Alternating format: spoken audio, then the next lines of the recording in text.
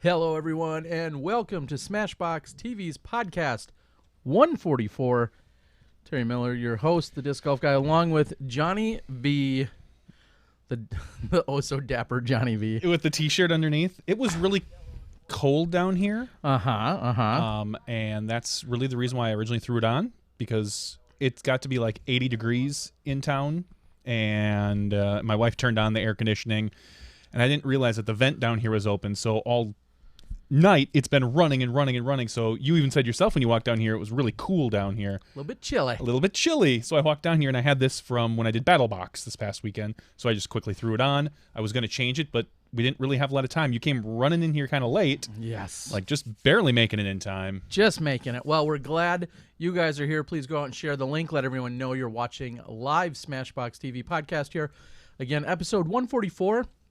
And in just a few moments, we're kind of switching up things a little bit due to time constraints. We're having the ever so insightful and amazing Steve Dodge. He's joining us. I think he's joining us from the airport, BWI. What is that? Is that over in D.C., possibly? I don't know. I believe that's D.C.'s airport.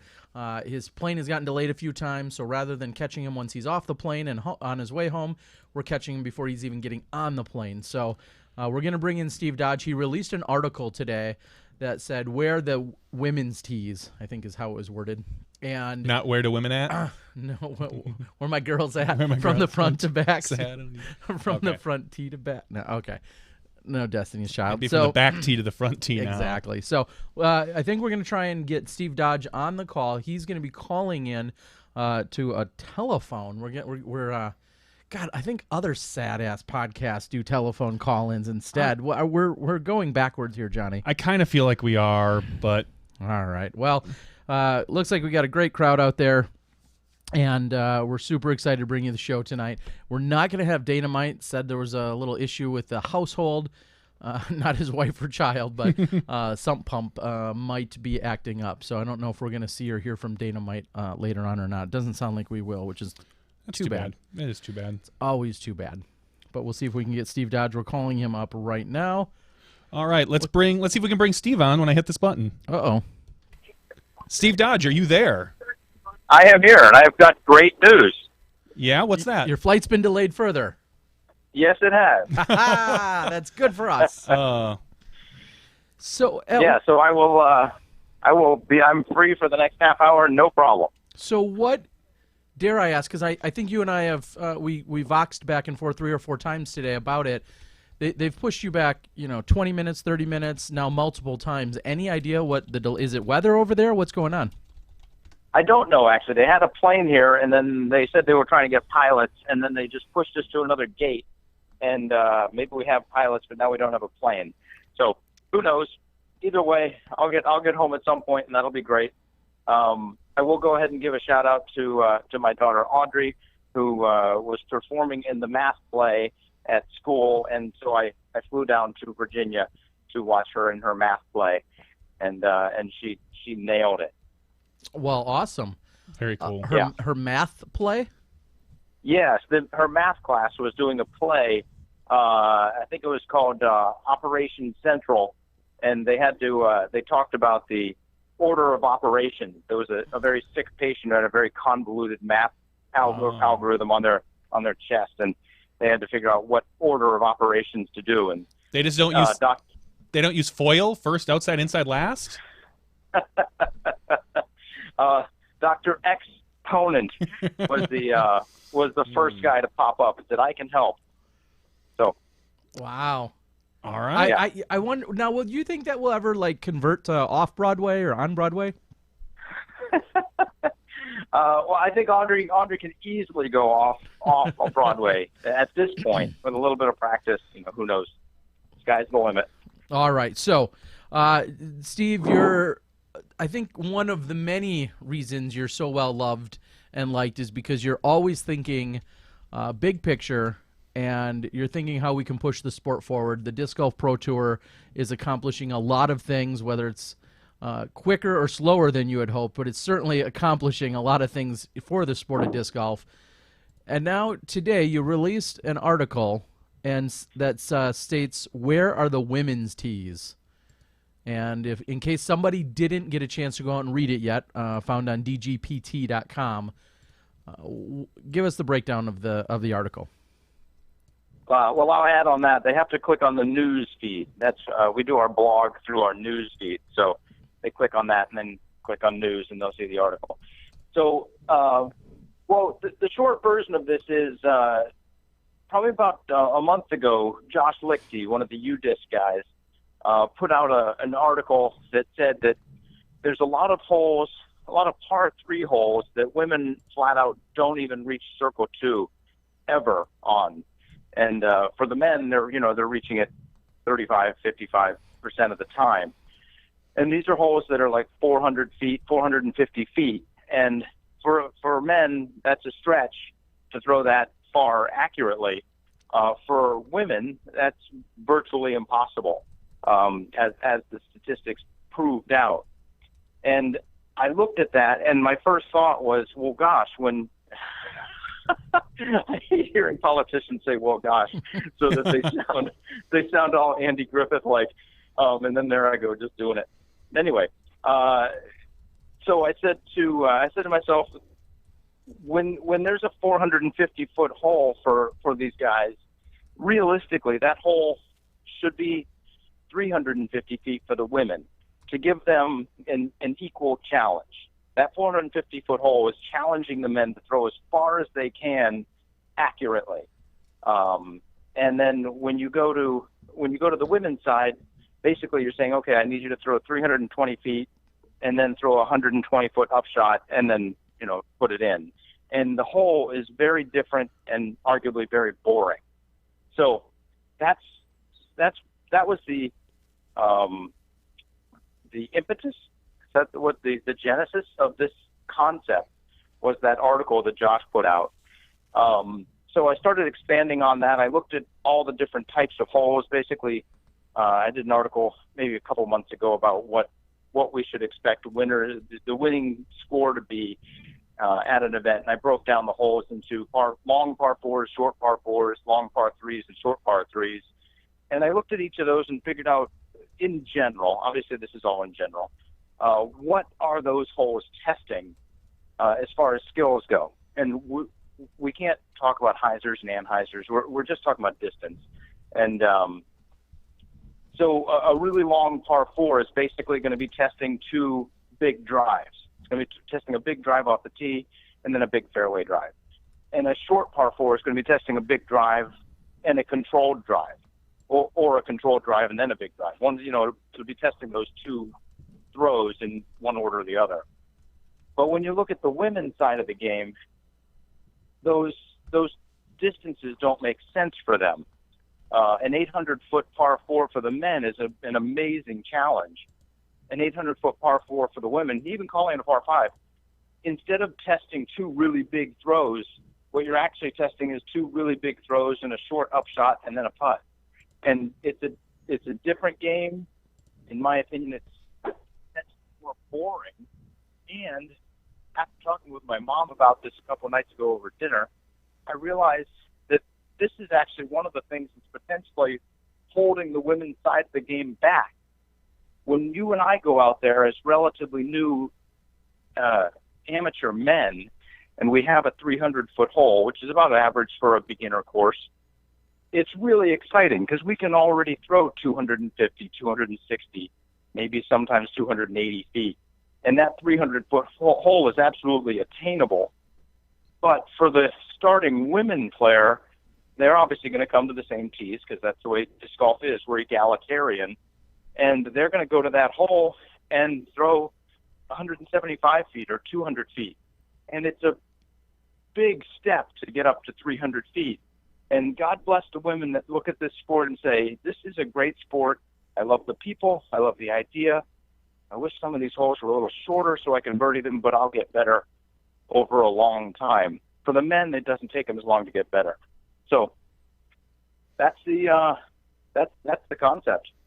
So what is, I guess it comes down to, does the Pro Tour have any plans to implement this? Do you guys plan on changing up? We've got a couple events coming up yet. Utah, and then we've got Idlewild, Vibram. 6 of them. Yeah, we've 60% of the events. 60% of the events coming up. Does the Pro Tour plan on making adjustments to their courses? We have absolutely no plans to implement this. Right now, it's a concept. I just put it out there. I did go on Facebook right before this conversation, and from what I saw, most of the reactions, I guess, as we could have predicted, were I would just say not positive, really? Rather than saying negative. Yeah, most people were pushing back against it, which I think makes sense, because for a long time, up until today, or maybe up until a week ago, like, I was of the opinion that the women should play the same tees as the men. That's the way it's always been at all of our premier events. And it just, after looking at the stats that you just had and starting to think about it a little more critically, then it became kind of apparent. But it's been percolating inside of me for over a month now. And if someone, basically you're just throwing a bucket of cold water on someone and saying, hey, just so you know, the way we've been doing this is wrong, that's hard to take. You have to sit and think about it. And actually, in my article, I even said, if this hits you and you are negative on this idea, sit back and process it for a day, see how it feels tomorrow, and then let me know what you think. So, well, and Steve, in talking to Sarah Hokum, our 2012 Women's World Champion, this was very much a point that she has brought up with me and with a number of others throughout the last few years, as she's talked more and more about growing the game for women and in lots of different ways. But one of them in particular, and I distinctly recall having the conversation while we were sitting at Vista del Camino last year, as in 2016 season, and she was just talking about various tees and some of the holes out at Vista being very boring, and to use that term, being very boring for the women due to their I don't want to say their skill sets, just due to the length more so. And yes, length is definitely a skill set. I know someone on the board just said that, and a lot of naysayers could say, well, let's not punish basically Kat and Paige because everyone else can't throw as far as them. And I don't think that's the goal, because we're not talking about shortening every hole to under 350 feet. I believe Steve is saying that he wants to shorten some holes or shorten the longer holes just a little shorter. They still have to throw two drives or even 3 drives on some shots. Go ahead, Steve. I'll go ahead and disagree with you there. That's where I was maybe a week ago, and then I talked with my mom, and my mom is 75 or so, and she was talking to me about playing Maple Hill Reds, and she was really excited because she got 3 4s, and it occurred to me, like, for her, getting a 4 is fantastic. And I realized, wait a minute, like, every hole that she plays should be shorter. And the same can be said on the pro side. When we look at the men, they're throwing, let's go to hole 8 at Maple Hill. It's 300 feet over water. For the men, that is testing, that's a controlled drive. Men can throw 450 feet, so they can easily clear that hole, but the farther you go past it, the harder your comeback is. So for that hole is a test of how well you can control your distance. Mm-hmm. For the women, stepping on that same hole, that hole is an all-out rip. You just need to get over that water. It's 300 feet. They can throw maybe 350, with the exception of Paige and Kat. They can throw maybe 350. So for them, they're just ripping it as hard as they can, and then they'll have a 30, 40, 50-foot comeback putt, but they've got to get over that water. So it's a very different skill set that you're testing, and basically what you're testing is distance, big distance. And so for the women on hole 8 at Maple Hill, we actually have them throw from a different tee that's 250 feet, and so we are, in fact, on that hole testing controlled distance. And what I realized is, in my opinion, right now, which may change, we'll see how this goes, but my opinion right now is that virtually every hole at a championship caliber course should have shorter tees for the women to play from. I think for consistency's sake, I think that would work out. I think that you could make the argument that not changing a hole makes it a different type of hole for them. If you do want to challenge a 450-foot shot, maybe you want to have that. The men play from 450. We'll just say it's a relatively easy par 3 for them. A women's 450-foot shot is going to be a more challenging par 3 for them. Not a heck of a lot more challenging, because most of our women can get up and down in 450, but it's just a different type of shot. I don't think you have to change. And then you absolutely don't. You absolutely don't have to change. However, I'll go ahead and say, when we designed Maple Hill, we designed it for the best men in the world. Correct. And if we did not design it for the best women in the world.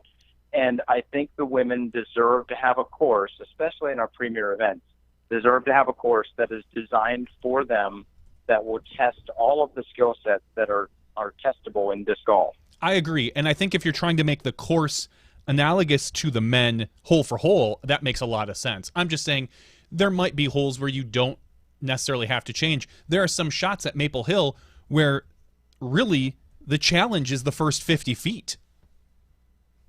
Do you really want to change those holes up and push them up past that? I think of the Anheuser that goes over the water. Hole 5. Hole 5, where the goal for most of the men is to shoot an Anheuser through the gap, turn it over, and get over. You see a lot of women pitch out and around and play a different style of hole, but there are some women that will, like Paige and Kat and Val and Sarah, because she's got her forehand, they'll attempt that shot. Is that the type of, if you're talking changing every shot, then you take that out of the equation. So let's look at hole 5 as a theoretical hole. Okay. Because right now that does not have a different tee for the women, and we have different tees for probably five tees at Maple Hill for the Vibram Open. The hole 5, I'm going to say 95%. Maybe each round, 1, maybe 2 women go over the water. Yeah. But when the chips are down, those women are going straight through the gap. They're not even bringing the water into play. Yeah, most of them are. In my opinion, what we could do to that hole, I think it's 280 feet. What we could do to that hole is make it 225 feet. Basically, I just multiply by 3/4. Mm-hmm. I don't know what 280 times 0.75 is, but basically make it 230 feet or so, and then the women have a decision to make. Then and a good percentage of them will say, I'm going to take that shot, because that's a controlled shot. I'm not throwing it as hard as I can. That's a controlled shot, and I can make that shot. And then the game changes at that point. Oh, no, I completely agree with you. I think that the women, there are so many holes out on the course that could use shorter tees to challenge the women differently. Like you said, rather than just throw far, approach, and then you hope really what we're challenging in a lot of the women's games is their approach game. For when you put them on a championship caliber course, you're really challenging their 200-foot shots. And is that the type of challenge that we want to give them? It sounds like to you would rather mix it up more. We'll say that. Well, there's 2 things. Number one, you said the word analogous, and I think that's absolutely correct. Mm-hmm. We have some very good course designers. I look at John Houck. I look at UC. I look at Steve Brinster. These people have designed amazing disc golf courses to challenge the best in the world. I guess I should throw Harold Duvall in there with the USDGC, to challenge the best in the world on the men's side. Mm-hmm. And what I think again, I'll use this, I don't mean to overuse this word, but inadvertently done, is stunted the growth of the women's game. It is very difficult to go from 300 feet to 400 feet if you're a woman, as far as your distance goes. But if you want to challenge Kat and Paige, you need to do that. That's where the game is. And clearly, a lot of women are not able to make that leap. And what we've inadvertently done is stunted the growth of the women's game. If all of these holes were shorter, instead of having 15 women playing, we would have 30 women playing and 50 women playing because they would say, that's attainable. I can get that. Mm-hmm. And all of a sudden, the women's side of the game mushrooms, the pro women's side of the game mushrooms because these women recognize they have a chance because we're actually testing analogous skill sets to what we're testing in the men. Do you think that there will be kickback from the women? I mean, we've got a couple women, let's say Val, Kat, and Paige, that throwing further is a huge portion of why they win. I mean, they have all the skill set, no doubt, but they putt better too. Exactly. They have all the skill set, but they are gaining a stroke on a lot of women on a lot of holes on the MPO when you play, we'll just call it the MPO course, when you play the MPO styled course. They're gaining a stroke on so many. I mean, and you can see it in the results when you see Kat and Paige at -4, Val at -3, and the next closest one is at +12. You know, do you think there'll be kickback from some of our top women? It depends what their goal is. If their goal is to win world championships, yes, there's going to be kickback. If their goal is to increase their income from winning tournaments, no, they're not going to push back, because I genuinely believe if we made the courses more attainable to top caliber women who can't throw 450 feet, if we make the courses more attainable to those people, then we're going to get a bigger pool of players, and there's going to be more money on the women's side of the game. Right now, the Pro Tour adds $10,000 to each event. Basically, and we divvy that up proportionally, which means something on the order of $8,500 of it goes to the men and $1,500 if it goes to the women, which makes sense because there's 15 women. Mm-hmm. So you're going to add your $1,500, and there you go. I don't want to sound like I'm shortchanging them, but if we increase that number to 30 women, all of a sudden there's $3,000 going into their pot instead of $1,500, and now we're talking real money. So sure, they might have to step up a little bit and improve their short game more, which is how we test the men's side of the game. But overall, they're clearly going to come out on the upside if more women start playing the pro side of the game. Let's just, rather than focusing, it's sometimes hard to view things if we just focus on the women. Let's look at the men, and let's pretend that we just added 150 feet to every hole, just for the sake of having fun, just using round numbers. Mm-hmm. All of a sudden, Simon Lizotte and Eagle McMahon and David Wiggins, all of a sudden those guys are far and away better than anybody on the planet. And all of a sudden there's a whole bunch of guys that can't throw 700 feet that say, why do I bother trying? And all of a sudden the number of people playing on the men's side actually goes down because they just can't compete with those guys. So I think if you look at it from that perspective, it's easy to understand what it is that I'm thinking about, and then you just apply that same logic to the women. I think you bring up a good point. Someone on the board even says, you know, women's volleyball, the net is like 6 or 7 inches shorter.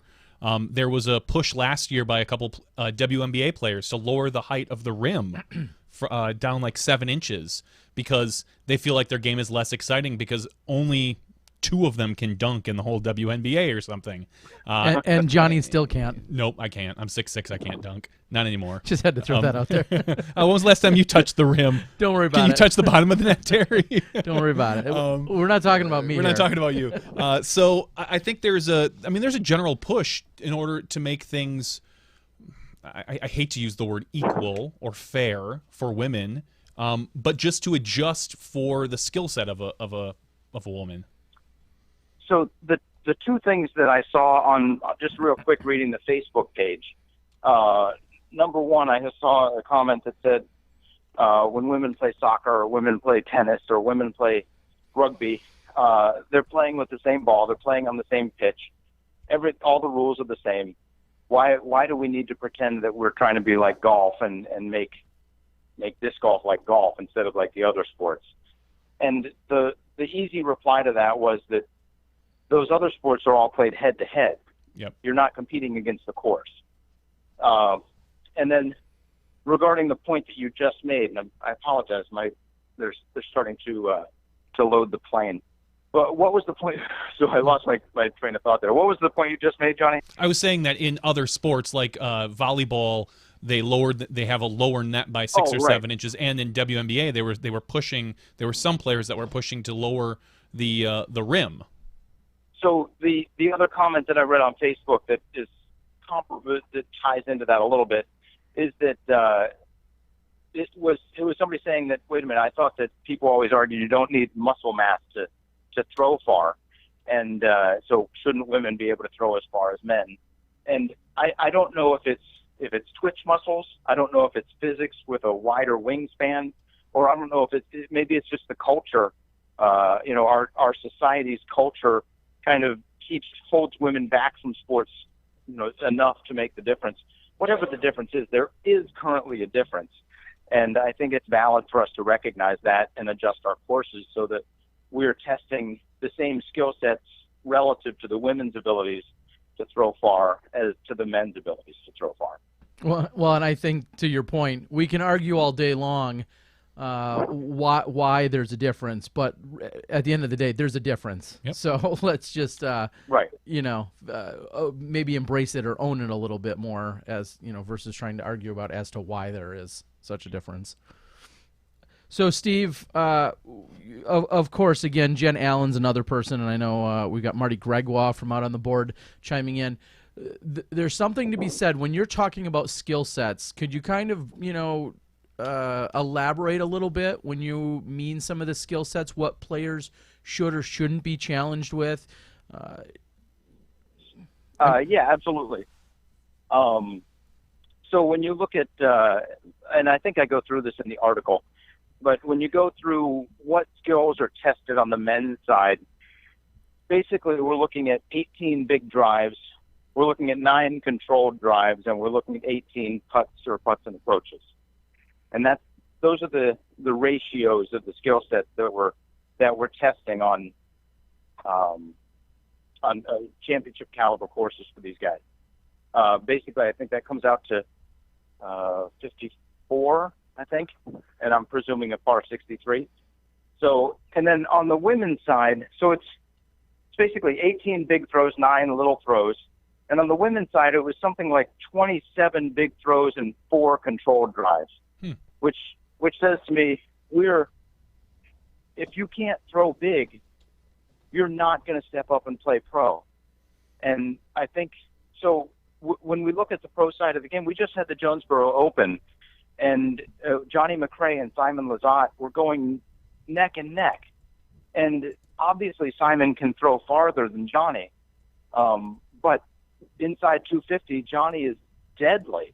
I actually looked at the stats. I think in 16 or 17 of the 18 holes, his putt was inside 10 feet, which is just insane. Like he had one putt outside of 10 feet the entire round, and he hit it. But so on the men's side, distance is not the be-all, end-all. On the women's side, distance is the be-all, end-all. And I think that's unfortunate for the growth of the women's side of the game. Okay. Well, in all fairness, I want to make sure everyone does realize, of course, here we are, 30 years in, we're trying to figure out why, one of the reasons or causes why women's disc golf isn't growing. We had the symposium last year with a number of amazing ambassadors from the women's side, but here we have 3 guys talking about growing women's disc golf. Now, let me further point out, though, as soon as Steve and I started talking about this late last week, I said this sounds like a great kind of roundtable conversation and discussion that could be had. Let's have some of our sports best players, including your Sarah Holcomb, who has touched on this very subject, including your Katrina Allen, who throws further than most of the other women, Paige Pierce, who throws further, and Val Jenkins. So, in all fairness, I do want to clarify. I had reached out to try and gather up a few of the women, and due to the Meet the Pros match, which is going on tomorrow, which is highlighting the women, which is awesome, taking place over in Santa Cruz. A lot of those women are actually at a function this very moment as we speak, so not necessarily able to be here, but clearly we're going to welcome them on and hear it directly from them, some of their responses. I know Sarah was very active and vocal on Facebook, trying to drive home a few of the points today from what I saw. We need to obviously have that interaction and that dialogue to see if Steve really knows what he's talking about or not. Steve, yeah, and women will tell you if you have a clue what you're talking about. and as Terry said, we'll have plenty of women on over the next few months. It'll be a discussion that we'll bring up with them. We'll get their input, just as we've done with a lot of other subjects that come up in the PDGA. We tend to ask the people who we interview that kind of the hot question. And for the last couple of months, it was, what do you do about a canceled round? Yeah. And now maybe what we'll do is we'll expand it and we'll kind of ask them about maybe shorter tees for women. We'll kill two birds with one stone, and we'll say that any rounds that need to be shortened, everybody goes to super short tees. There you go. And Steve, one of the things, just to clarify, that I challenged you with, and I said, in the rare instance, there was a few holes at Harry Myers, which is a championship caliber course. They get to hole 6. It's 230 feet. The first thing I said to you is, okay, do we still shorten that hole? What do you say to that?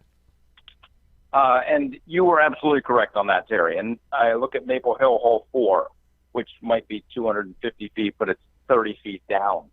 So there are going to be some cases where the skill being tested is absolutely accuracy, and on the hole you're talking about at Harry Myers, it's throwing that Anheuser and not going too far. So in that situation where the hole is absolutely reachable by everybody, yeah, that's fine. There's probably some number, 250, where it's 250 and under is doesn't need to be adjusted. Okay. And now, and also to clarify, and I think maybe a tangent on the board is you're not just trying to make every hole reachable necessarily off the tee. Not at all. What you're saying is you want a more concise attack for holes that challenge a number of different throws to complete the hole, rather than drive as hard as you can, throw usually a very simple layup, and then putt out. Because that's what we're seeing with a lot of the, we'll say, 450-foot holes. And Vista del Camino comes to mind. There's a lot. I mean, if a woman went through that entire course taking I'll say all pars, 3s or 4s, like, it could be the most boring round of their life. Well, what I did, just for the sake of the article so that I wasn't attacking any course, I used the La Mirada Open course. Sure. And it was very easy to find holes, basically every one of them, that wouldn't work for the women is as far as testing what the goal of that hole was. I pulled hole 3 and hole 8, a long par 4 and a long par 3, and pointed out that I think it was hole 8 was 450 feet, surrounded by OB on both sides. For the men, that is, like, if they want the birdie, they've got to really risk a lot. And for the women, they're not going to even think about it. They're going to throw 250 feet right to the middle, throw it up 250 feet. It's testing an entirely different skill set. I guess basically are you willing to disc down is the skill that it's testing. And that doesn't make sense.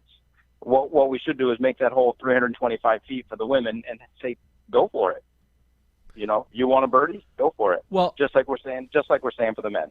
Well, and I'll say, I think one of the best examples, and you said it earlier, there's about 4 to 5 holes, depending on the year, where at Maple Hill you have the women play from shorter tees.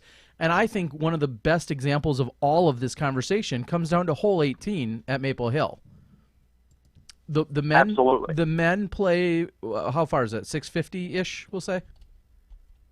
Yeah, 650, but it's uphill probably about 15, 20 feet. So probably plays about 700. Yeah, slightly uphill. The men, if they get a huge crush, which we see frequently, but if they get a huge crush, they can, assuming they've executed that shot, then they have to execute a very difficult but yet obtainable throw onto the green, and that's their chance if they want to be aggressive and play for the birdie.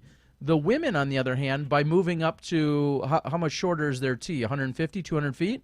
150. Yeah. So they got a 500-foot shot. Exactly. So when they throw, the 325, the 350 that you mentioned, they're now looking at potentially still being able to attack the green. You put the women back on that long tee, and every single woman in the tournament is going to have to go throw out to the middle, lay up to, have to lay up. They have no other choice but to lay up to the second spot, throw over, and then tap in. You see just an unbelievable amount of fours and probably very few threes or fives like we obviously see from the short tee. I don't know. And I've been there, and I know that's one specific example, and I think that drives your point home possibly better than any other hole I can think of off the top of my head, is how It absolutely does, except for the fact that there's 13 other holes that we don't have women's tees on. And I look at hole 2 at Maple Hill. Hole 1, we obviously have the women's play from the the white tee to the long basket. But hole 2 at Maple Hill, the men, it's a 350-foot shot through a tight window up near the pin with OB lining the right. For the women, they can't even think about attacking that hole. No. Because it's got a nice little rise in the middle, and it's a really tricky shot. However, if we move the women up, in this case, we move them up to the blue tee, which is going to give them about 80 to 100 feet, all of a sudden it's a 270-foot shot, and it's attackable. And they have to attack it if they want to get that birdie and gain a stroke. Otherwise, someone's going to beat them. And not only that, but when they attack it, somebody's going to make a mistake and potentially throw out of bounds, and there goes and that actually plays into a little bit of score separation. Absolutely. And what just happened is the women are then playing disc golf the same way the men are. Mm-hmm. And the game becomes much more exciting, much more fun to watch. And I'll go ahead and I'll throw a $20 bill on it. More women are going to play because they'll say, hey, I can throw 270. But if you can throw 450, throwing 270 is a much easier shot than if you can throw 300. Correct. And I think that's something. Yeah. I was just going to say, I think that's something else that some people have arrived at that, and they're saying on the board, well, it's not fair to, kind of take away the advantage that a Cat and a Page or a Jen Allen maybe have obtained in that they can throw so much further. If you shorten those holes, you're taking away that advantage. Not in the sense that you're minimizing it. You're reducing the number of holes where that's an advantage for them. Correct. You're making it analogous to the men's side. Yep. You're still also, though, those women are still going to be able to throw more controlled shots because they're going to be actually more than likely clubbing down. Yep. We're going to see Paige Pierce at 250 throwing her putter, which is still an advantage over the next woman over that's throwing her fastest driver 250. Yep. So I apologize. My flight is, the last 5 or 6 people are in line right now. My flight is almost completely boarded, so I am going to have to get going. All right, buddy. I will go ahead and say real quick, Patreon. I'm sorry we didn't get to touch on this, Terry. I know you wanted to challenge me on it. I do. We do a monthly. It's a monthly subscription, and basically we're going to be doing our live broadcast. We're going to be doing the Jomez edited reviews, edited shot-by-shot stuff. We're going to be doing the UDIS stats. We're going to be improving as much as we can improve. What I'm asking people to do is, if you would like to help us improve faster, then think about becoming a patron of the Pro Tour. There are a couple of nice potential little perks. It's calling me right now. That people can go to and look at. And Terry, I'll let you tell them about the coulda, woulda, shoulda. But I got to go. All right, buddy. Looking right at me. All right, buddy. Have a good flight. Have a great night. Have a good night. Thank you, Steve. All right. And what Steve was talking about, as he has jumped onto the Patreon bandwagon, which is obviously a great platform for lots of different reasons. One of the things that he is offering right now, again, Steve's always thinking, he thinks way more than I do. He's always thinking, he's created a new segment, and it's called Woulda, Coulda, Shoulda. And I don't want to give it all away, but it's this really great, I got kind of a sneak preview the other day. I don't know if it was 4 or 6 minutes, something in that neighborhood. And it's just this really great breakdown that Steve does about some events that have taken place on the Pro Tour or some situations that have taken place. And he's dubbed it Woulda, Coulda, Shoulda, or Shoulda, Woulda, Coulda, whatever how he named it. Yeah, I know he's worded it differently than I would have, but whatever.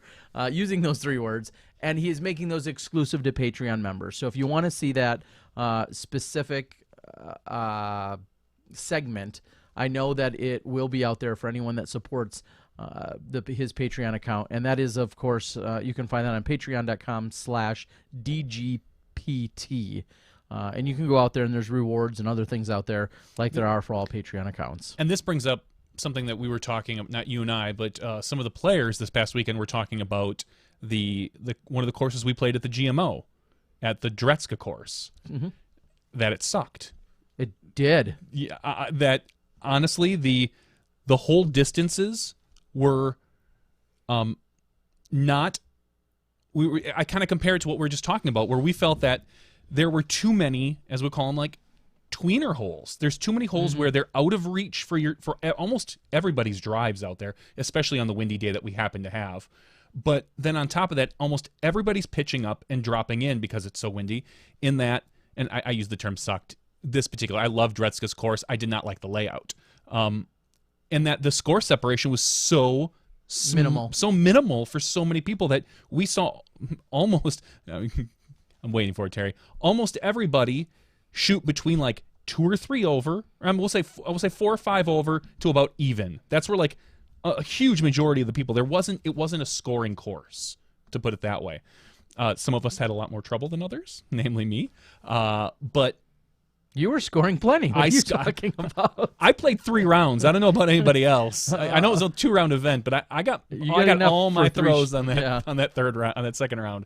But that's kind of how I felt about the Dretska course, was that probably the way a lot of women feel about the open courses, in that it was just poor. I felt poor pin placement choices for the quote unquote pro pads that we played.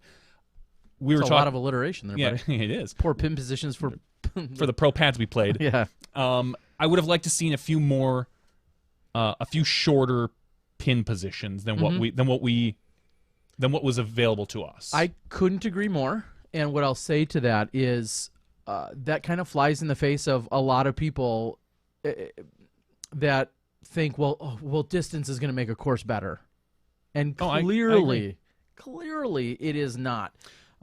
Just adding length for the sake of length, or having longer holes, or saying that the course overall is longer, that can make things so incredibly boring. And at one point in counting scorecards, I think I fell asleep because there were so many 3s in a row. And because of the way. Now, had a few more of the pins been lengthened or shortened, I think that would have made for a better particular course this weekend. Or, like, I mean, it's really bad usually, and I don't want this to happen. But I'd say if we could have played different pads for different holes, but that gets way too confusing. You don't usually want to mix pads, but there are certain pads that are better for certain holes. I'll take this is inside baseball, but I'll take hole 16 for instance. I think playing from the long to that particular position, stupid. It just, I watched. I think maybe there were, with that wind, maybe 6 people that could reach that hole easily. There was one kid that crushed it and turned it over and was pin high, but that was because he rode the wind a little bit. I would have rather played from the short pad to that pin. And then hole 17, I hate hole 17 in general because it bites me. But I don't like the long pad on that one either, but that's more for course flow than anything else. That's a very difficult hole that always backs up. I was fortunate when I got there. There was no hold up other than the group that was putting out. But then when I circled back around past it on hole 3, there was at least a 2-group backup waiting plus 1 on the hole. So we happened to hit it at a good time. I would have liked to see a little bit different course layout, is all I'm saying. And I'm sure you agree. Well, I totally agree. And I was the tournament director, and there's 2 major points to this. One is a lot of people truly feel like, we're not being challenged enough. The course isn't long enough. There's 4 or 5 pins on every hole, and there's 13 long pads. on 18 holes, and we just haven't been challenged enough in the past. And so one answer to that is you can play longer pads. The second answer is where you're going to put the pins. And I'm not going to throw anyone under the bus, but I'm going to say that sometimes when you're not in control of the baskets, things just get done. Sure, and I understand. And there are the course had rained. It was rainy the previous couple days, so my understanding is there were some decisions made because of that. And there are so many things that go into a course layout that not everybody thinks about. And again, there are instances, there are holes I definitely would have changed. Hole 12 is another perfect example. I agree. I feel that's just a bad I think one of the other challenges too that we're faced, and every part of the country is a little bit different in how this does or doesn't go down. One of the challenges this particular event can be faced with is the fact that we also have I had 178 or 180, whatever you want to call it, basically a full field, 5 sums on every hole, and there were everyone from 600 and something rated players all the way to 1,000 rated players and everything in between. Correct. And so one of the challenges, without having to move baskets, Between without doing rounds. this, some of those things, something gets sacrificed at some point that it can't be as perfect as you'd like it to be. Yep. So if it was I totally agree. If there was an open event only, I could understand the course change. But having to suit every different style of player, it can be very difficult. It's literally impossible. Correct. Because you can't challenge someone that shoots 750 golf. You're not, for them to be playing the same course that someone is shooting 1,000 rated golf or is rated 950. Like, those are two totally different worlds. And that can also be a concern and consideration. And when people say, well, we want to play 2 courses and we want to play them as tough as we can, that doesn't always work out. So before I go any further on that, before I get to some other things regarding the specific event, the Greater Milwaukee Open, huge shout out to Soberg Tools and Manufacturing. They have helped me produce some trophies from my previous event. I had some challenges. They helped produce the trophies that people had won, and then I'd given them out before this tournament even started. So some people had received trophies from the Skyline. I have deeply apologized to anyone that had to wait for their trophy or is still waiting, but I physically have them in my hands. Thank you to Lawrence. Thank you to Soberg Tool and Manufacturing. Thank you guys so much for producing these really amazing plasma cut trophies that I had done. And then, as some of you saw out on Facebook a little earlier today, or the Instagrams, I had made a post regarding the trophies that I handed out for this event. And it was an idea that I had. It was kind of funny how the artwork helped dictate the trophies and so on and so forth. And so when it was all said and done, ultimately, and you can see it on your screen now, or I can describe it as well, ultimately, they were a Nintendo NES, original Nintendo cartridge. And with the help of Dustin, thank you so much, Dustin, from the Disc Golf Pro Tour artwork collection. Dustin had worked with me, and he did the hot stamp.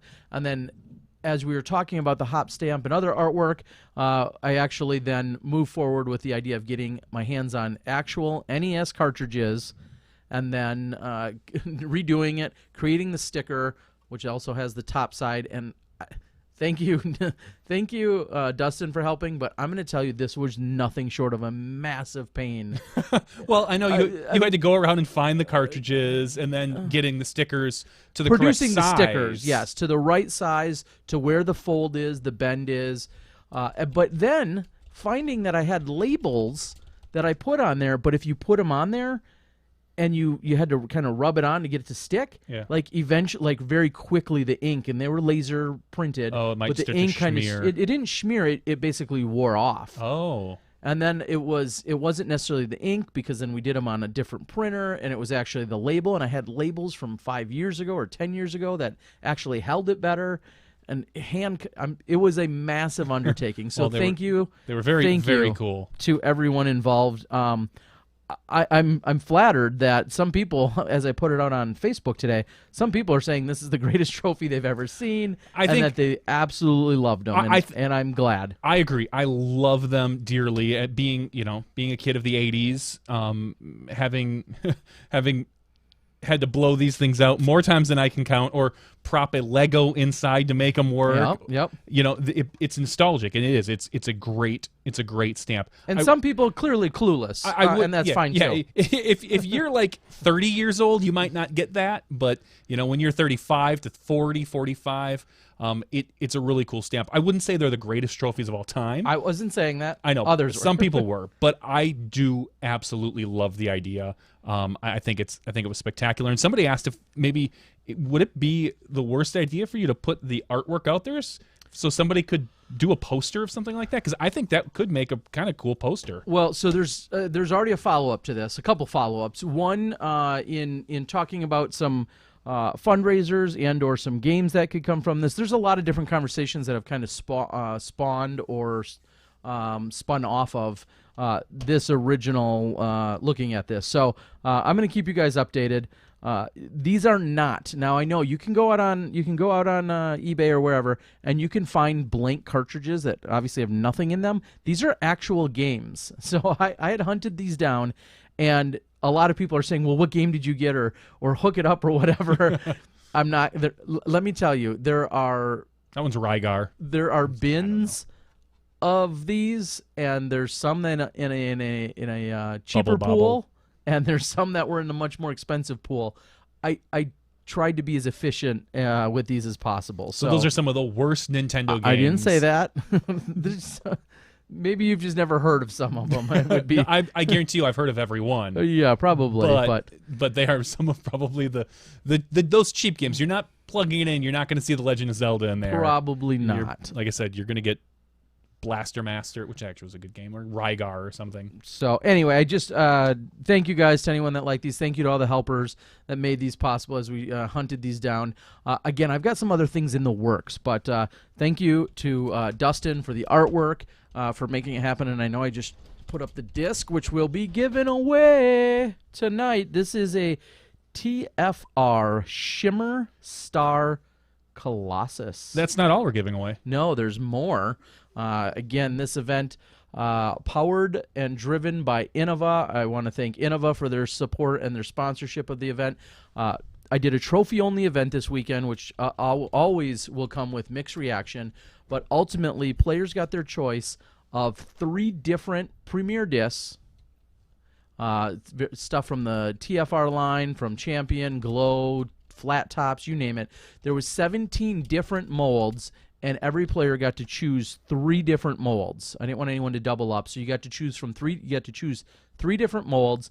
They got themselves an Innova hat of choice, and I think there were like 12 hat colors. This is including their newest ones. That's my hat. Yeah, actually, it is. I could tell. We'll be giving that away tonight as well. Yes, we will. I showed up. I was in the afternoon, so I had a slimmer pickings of what was available to me. Late afternoon, then. No, I got there. I was there at lunch. Because I rationed all of the prizes. So whatever. I got there, and when I was there was maybe 15 hats, and it was me and got there late. Me and Tom McManus, and we both looked at it and we're like, pink, whatever. There was about 60 hats to choose from. I understand that. Anyway, so they got that. They got an Innova Sport Sack. Thank you to Sport Sack, working with Innova and also working with me and SmashBox a few weeks ago. The Advanced Divisions got a Sky PA pint glass from the Sky PA beer that was done, a limited edition pint glass, a hat, a sticker sheet. Yeah, so it was about $80 to $85 worth of stuff for the entry. So I hope everyone then enjoyed it. And then, again, the trophy being the NES games, and then I also did a micro basket along with it for all the amateur divisions. So I feel like it was solid. They got to play a couple good courses, maybe not the best pins, but a couple great courses, and things ran about as smoothly as they could. Correct. Have, if I do say so myself. I feel like things ran very smoothly. I'll pat you on the back, and yes, the event went very smooth. We had no issues on the course. There wasn't ever, from what I understand, any rules questions that I heard of, any questionable course decisions or anything like that. It was a well-run event on 2 good courses, give or take, a few variations that I would have liked to have seen. But that is what it is. And so I'll quickly recap, actually, a little bit, since we don't have Dynamite here tonight. I'll quickly recap what we saw at the Greater Milwaukee Open, driven by Innova Disc this last weekend here in Wisconsin. 177 ultimately when it was said and done out of the possible 180, and that makes for a long day when you put up 5 sums, but that's how we do it. Taylor Samala, smashy and a good guy, all-around great guy, even though he's from Illinois. All-around great guy. Took home the black disc, which is a Wisconsin Tour thing. $500 for his efforts and won it in Open, so congrats to him. Taylor Samala led wire to wire. He came in with the hottest score of 50 at Brown Deer, which was rated 1033, and then he finished with a 52 during the second round, which was 988. So shooting, I don't know, 10-10 golf or so or something like that for his efforts as in a B tier, not too bad. Congrats to him. Holly Finley was our one woman. She got a little more than her money back just for coming to play. Not a bad day. Scott Mushel, Pooty is his nickname, took down the Masters divisions. Congrats to him. Not taking first, but celebrating a birthday today, his 40th, a very special one. Steve, Easy Money Held. Easy Money Held. PDGA 7257, super great guy. He finished in a tie for third. I messaged him this morning. I said, happy, even though he's been playing Masters all year, I did say Happy Masters Day. It is. So happy birthday to him. In the advanced division, David Weaver took it down, got himself a sweet trophy. And advanced women, Haley King. And for those that don't know, we're going to call it right now. Haley King, who may or may not be listening in, she's been turning down cash in Open at a number of events to be eligible for AM Worlds this year. And you gonna pick her to win? I think I'd be dumb not to. She'd probably beat me up if I didn't. But no, Haley King. So there's the name right now. Put it on your calendar. Mark it down here on May 16th at 9:57 Central. Haley King, Wisconsin's own. Wisconsin's own Discraft sponsored Haley King AM Worlds this year. Just throwing that out there. Right. Brandon Terrio, Rick Knudsen, Andrew Kenny, Kimberly Perkarski, Matthew Walter, and Cody Wilkie, all your winners at the Greater Milwaukee Open. Thank you to Tom Jenkins. Thank you to Tom McManus. You didn't really help me, so no thanks to Johnny. Johnny Rumble, though. I did a little bit right in between, but not much. Not much. Right. Not enough for a full thank you. So. It's just like a thank. Like a thank. There's a thank. There's a thank. Not even the thank. Just give me the you. You. So thank you, guys. And on a slightly different note, there was a little drama. There was a little chaos. And this is something that maybe you guys could take and or apply at home or not. I don't know. We've had conversations about pay to play. We've had conversations. A lot of courses and a lot of organizations have to pay a daily permit fee to rent or to utilize a park or a course. Dretska Park and Brown Deer Park in Wisconsin, no different. If you want to utilize the two courses, it costs upwards of $350 for the 2 days to use, or for a day to use the two parks. So before I've even hosted a tournament or taken a single registration fee, there's $350 out of my pocket. And the question that kind of came up really late and was questionable was, well, I'm using these two parks for the day, but then they had said, I had caught wind that the Parks Department ultimately wanted to charge me maybe for all of the participants to also then pay a daily fee, the normal pay-to-play $5 daily fee. And I said, oh, hell no, I think is exactly what I said. And that was disregarding the fact that there's people that have already paid for an annual permit and some other situations. And so that's something to think about. I guess I'm going to leave it there. But it's something to think about at home on your home front that, or maybe it's something to reply with in our board. If you are subject to paying at a tournament and or someone's renting or reserving a course, are you subject then to a daily permit to that place? And where should that be included? Should you be responsible for it once you get to the course, or would you rather see someone like myself running the tournament say, all right, you're just going to be charged $5 more? And I know we see that at ball golf courses all the time. When we're there for the day, they may say, well, there's a $100 entry fee, but 20 is coming right off the top and going right to the golf course, for instance. Maybe in the future, if I decide to ever host any events there anymore, that would be the way I would handle it. But I also don't feel like I should be paying for anyone that already bought a season pass 2 months ago. Yep. Anyway, so those are some things to think about. It's going to come up because pay-to-play is growing, and courses and tournaments are growing and rentals are growing. Those are things that need to be considered. And if somehow I do get hit with a $900 fee, look for a GoFundMe account. Yeah. Anyway, so those are things to think about when it comes to tournaments, tournament directors, strategies, and whatnot. Apparently, even though I don't think Matt Pipke wants us to talk about it, apparently there was another tournament going on this weekend. There was another tournament going on this weekend. There was Are there going to be spoilers before you go any further?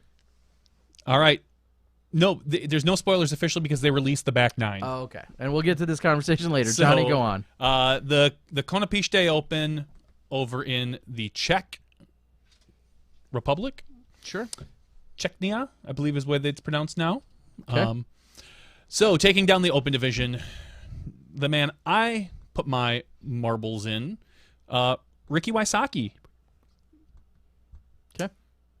I thought it would be rainy though. I called it because I heard he was going to be rainy, and I felt Ricky still had a chip on his shoulder for a couple of the canceled events. But Ultraworld brought up a really good stat.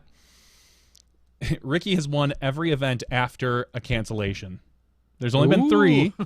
Wow. But he's won all 3 of them. Okay. So that's you can't beat science, as I said. You can't bet against that. Taking second by 2 strokes was Paul Macbeth, followed up by Nate Sexton and Simon Lizotte. So really, your top 4 players.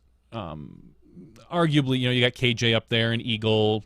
KJ and Nate are tied as far as rating goes, but you want your most consistent players. The top 4 took the top 4 spots. No surprise there.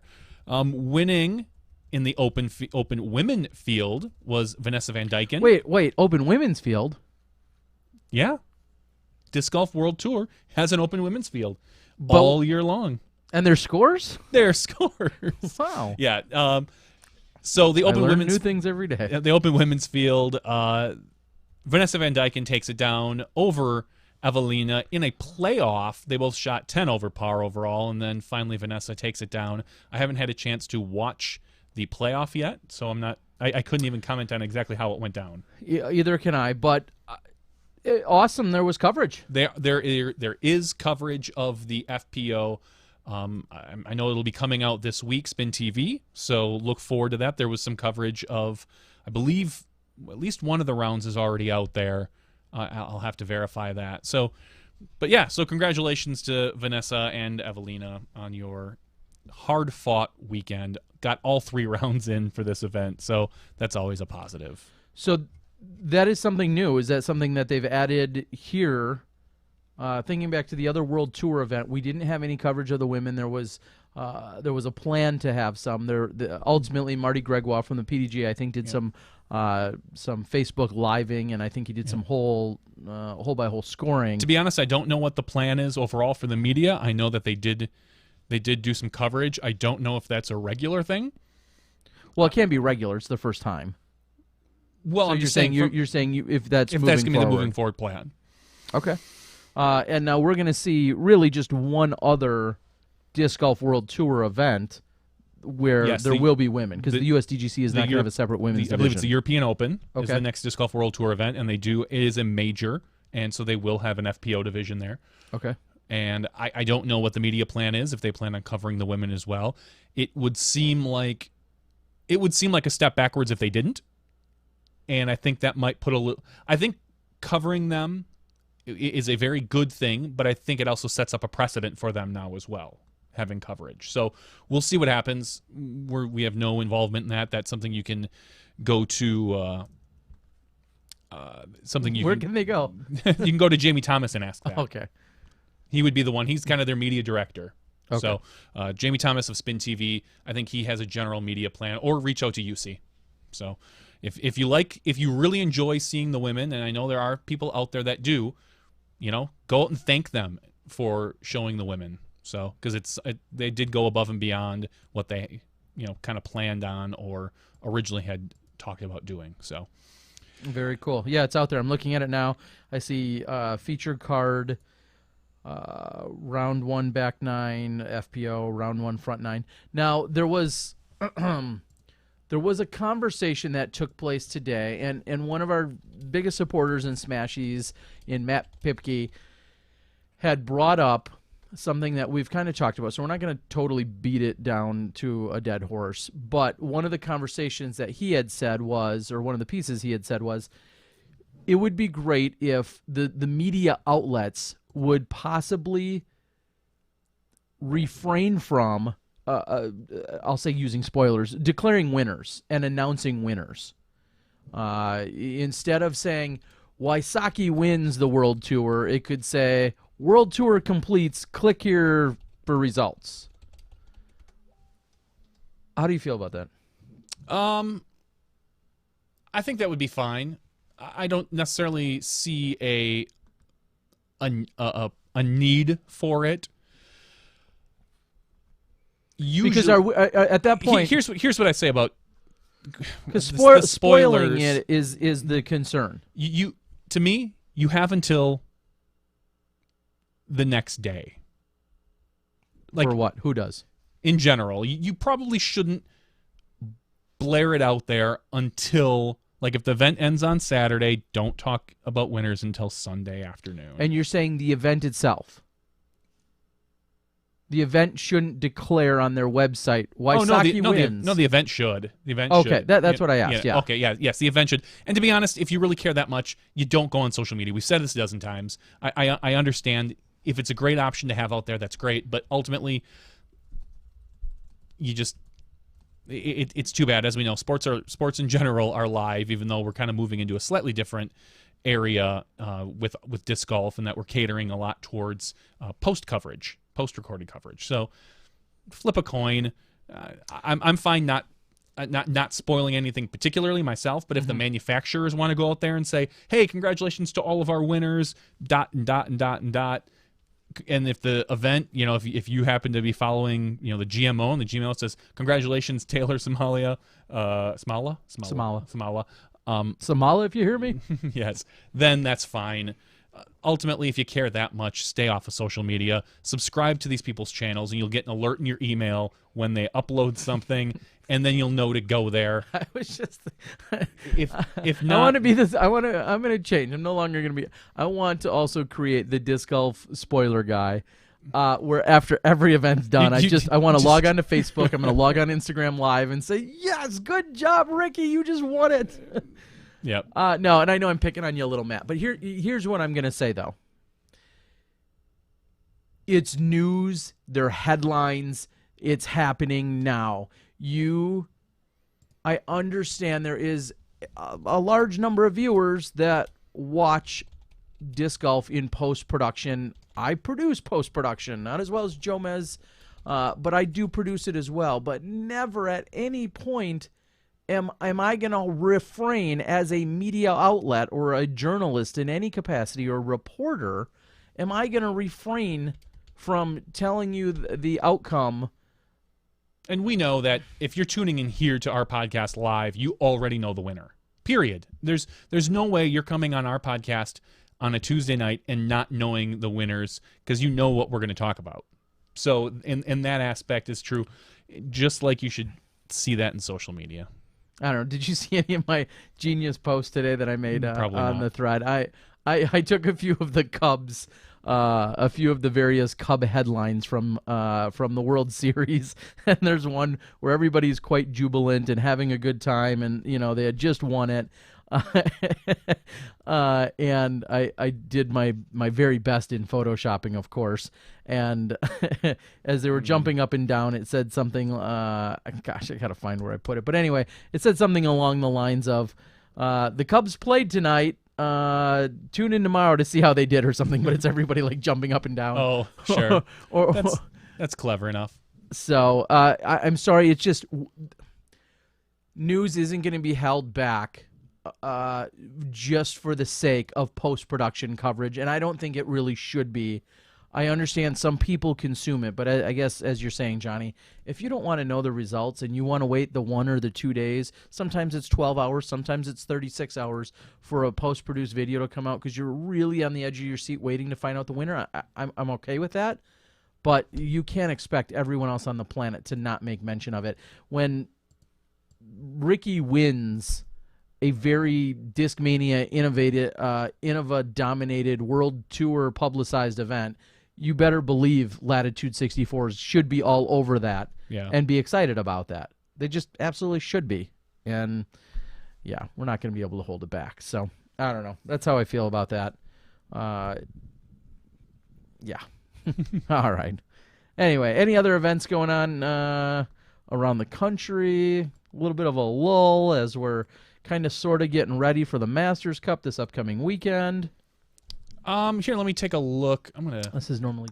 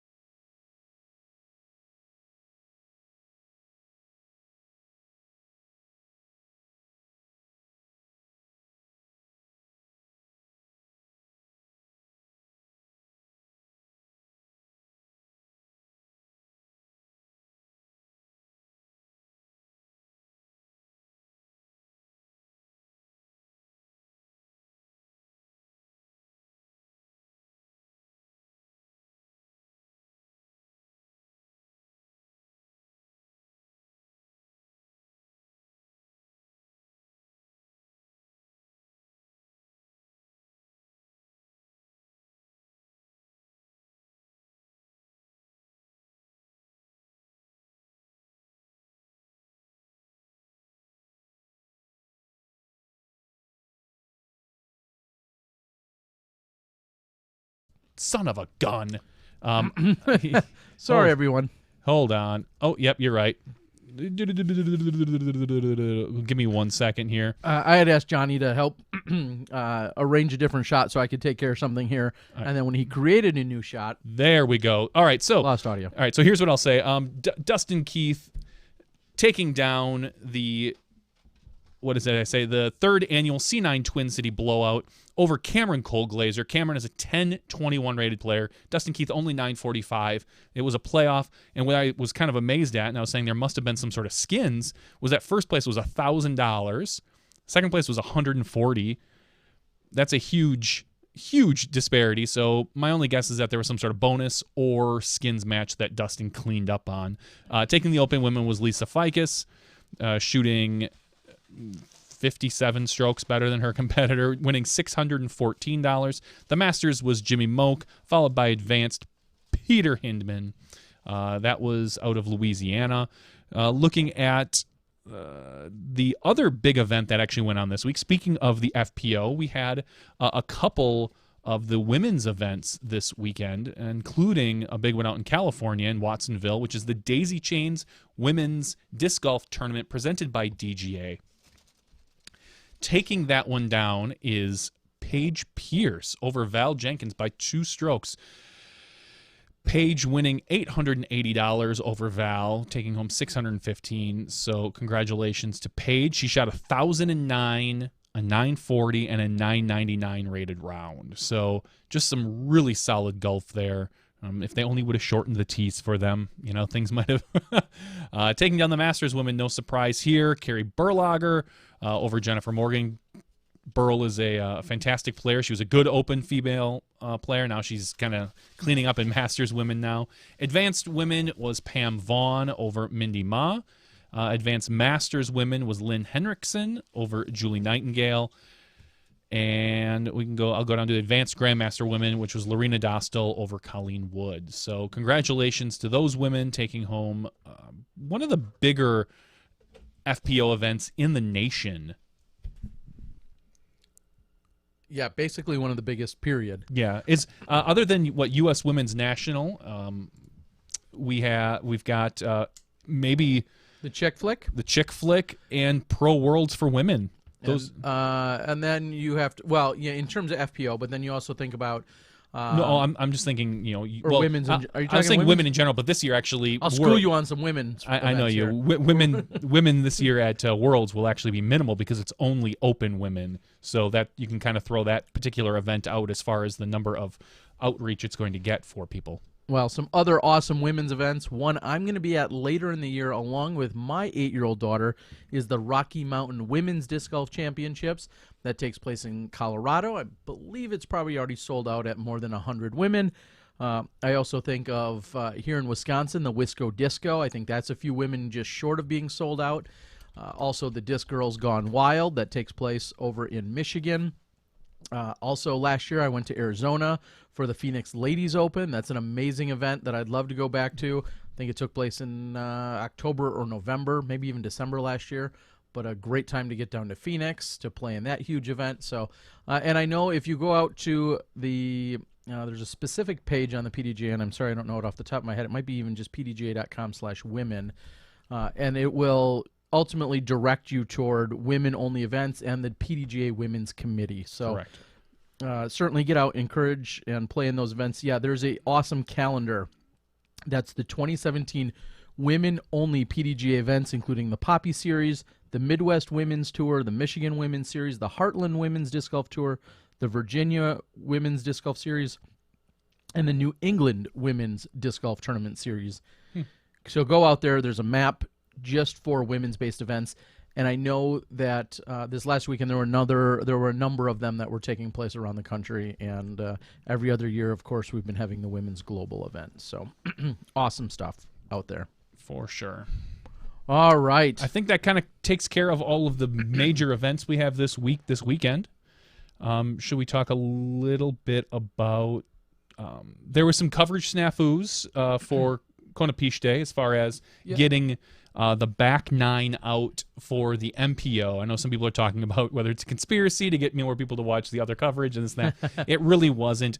I guess what it came down to was they had a problem finding solid internet in order to upload it. It was more or less cut together, and being, surprise, surprise, being over in the Czech Republic, you couldn't necessarily find the best internet connection. And I know it's tough for those guys with as much as they travel. So but I did hear that it was out. I had not had a chance to watch it, so I'm looking forward to taking a look at all that coverage. And I'm not going to lie, with me getting prepared for hosting the Greater Milwaukee Open this weekend, I consumed literally 0 minutes of the Konapish Day action, women's side, men's side, and I think there was Chase Card as well. There was. That's awesome. I haven't watched. I have not had a chance to watch 1 minute of any of it, and it wasn't by design. I just simply have not had the time to do so. Nor have I. Usually, I kind of catch up on that during the week. I'll put it on in the background while I'm at work, kind of let it play, put it at 1.5 speed on YouTube, and let them fly through that.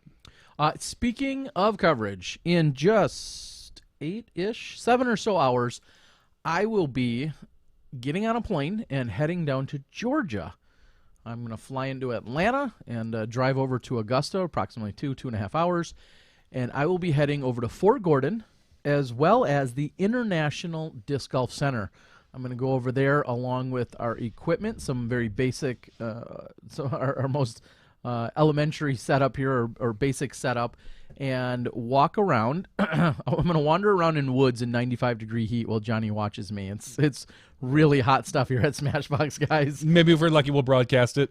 Yeah, maybe. Just you walking through a woods with a camera. Yeah, exactly. So what we're really doing, of course, is doing an on-site physical test to ensure that we do or do not have signal, whether it's some of the course, all of the course, or none of it, whatever the case might be. As many of you already know, there's just 2 courses that are going to be hosting the World Championships this year. One is at the International Disc Golf Center, which we are a little bit more concerned about in terms of cell phone signal. And then the other one, again, over at Fort Gordon. According to some of the maps and some of the intel, is that what we have? Russian intel? U.S. intel? I don't know. Some of the Easy Comey. I don't know. Trump told me about some stuff that we'll be able to use over at Fort Gordon. I figure I'll get my drone out and get the rest of the info I need, right? No doubt. It'll be easy to pick up from there. So that's what I'll be doing over the next 2 days. I'm excited to go down there. I did just real quickly take a look at the weather, and I think I saw just that. It's supposed to be like 94 and 95. We had... I'm not going to call it a scorcher here today. It was unseasonably warm at 82 or 84. It was great. I mowed my lawn. I got home today. I had a little water fight with the kid. He had he had the little squirt gun. I took the hose. I win. Yeah, and that's what you get when you're the dad. So, dads with hose, always a winner.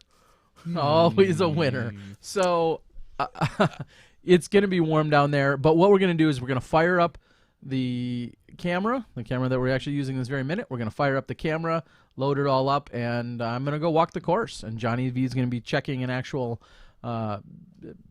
website. I was going to say signal levels, but he'll be checking the signal levels, and we'll have a really good idea of just how good, hopefully, and solid the internet connection will be at one or both of the courses. And from there, we're going to have a conversation with the PDGA about coverage and the strategy and scheduling and all of those types of things regarding the World Championships. And the World Championships is literally in like 30 days, I want to say. Maybe June 20th or 22nd, so maybe 35 days. It's just around the corner. Yeah. And in 20-plus years of attending World Championships and playing in them, this is the first time that I've ever seen the Pro Worlds in June. I think it's dipped into July a couple times. It has. It's never been in September in my duration. But here it is dipping into June, mid-June, and it's just different. It's different as people are gearing up, coming from overseas, making their way to Masters Cup, up to the Utah Open, also Beaver State, and then literally across country. Well, yeah, there's a lot. So we'll see how everything goes, but super excited about it all. So other big news this week, we have seen a flood, a wave, a rash of withdrawal. Yeah. Stomach. Ooh. Little tiny rash. Ooh. Okay, go on. Go get that checked out. Here, you guys look. Yuck. Welcome to WebMD, where we diagnose Terry's problems. No, we've seen a flood of withdrawals from the Masters Cup. We saw Eagle and Simon both pull out. I believe there was one other one, too. Thought somebody else had mentioned. Yeah, Eagle, Simon, and, well, if there's another one, too bad. Eagle, Simon, and Theodore? Eagle, Simon, Theodore. Doot. So it sounds like Simon had some personal things to take care of back home. Eagle kind of sounded like he's a little burnt out. Sure. Being a 19-year-old on the road with Simon. Struggle's real, bro. The struggle is real. I can understand maybe wanting to regroup, get home, kind of just refocus all your thoughts, which he should have every freedom in the world to do. I just wonder if it's only June. And he's already doing that. Is this going to be a problem for him in the long run or in the future? Because right now, as we know, most of our players have to grind it out throughout the year. And if he obviously he's more than welcome to take a break. I hope he does, and I hope he gets his head together with whatever he needs to. And I know he was sick at the Kona Piche Day, and he basically he barely cashed, but he said he was just happy to be out on the course with as sick as he was. Is that something that we need to think about for Eagle in the future as far as becoming a full-time pro disc golfer? Well, what I think you might see is some people taking a little more, I don't want to just say serious, but a little more business-like approach moving forward. And I'm not going to say Paul Macbeth invented the concept, but we know he plays in the biggest events, typically plays in the biggest events. Obviously, those usually come along with some of the best payouts, but he's playing in where the competition is the stiffest against the best with the most notoriety. And I think some of our players may, in fact, start saying, all right, I'm going to hold back. I'm not going to be a week in and week out every single weekend player, and I'm going to save some of that. I'm going to leave a little more in the tank for some of the biggest events. And now, even though Simon on the other, I'm sorry, specifically Vegan Eagle, Eagle had said he's going to go back and regroup and maybe or maybe not play locally. I feel like that's just it. He's recharging the batteries and he's going to go home and do that. Clearly, Worlds is right around the corner, and he wants to be focused for that, as does Simon. So they're going to be focused and dialed in for those. And yes, we all know Masters Cup is a big event. Utah Open is going to be awesome. Beaver State's an awesome event, but Beaver State was already kind of flirting with Worlds. I think these are some good conscious decisions, and it may hurt us as fans, but I think these are good conscious decisions by some of these players that are saying, okay, I don't want to be fatigued in 2 weeks or 3 weeks. I'm going to take it a little bit easier now. And I think that's kind of the evolution of our game. You know, we used to see so many more players play. They had to play week in and week out and just grind it out because every single dollar counts and they need every single dollar. Not saying all of a sudden we've arrived and we're rich, but I think they want to put more focus on some of the biggest events. So I think that's where we're at with some of that. Other people may have other suggestions. Looks like our live chat, somebody wanted to use the super chat feature. Chris Cobb hammered him. I'm not sure, Chris, if that's the right move. If somebody gives us money, don't banhammer them, Chris. I think you did that backwards. I think Chris. The name was tired of. Tired of crap. Tired of the login. Tired of crap. Chris, I believe, accidentally did that to you. He only put you in a timeout, so I apologize. We do appreciate the donation.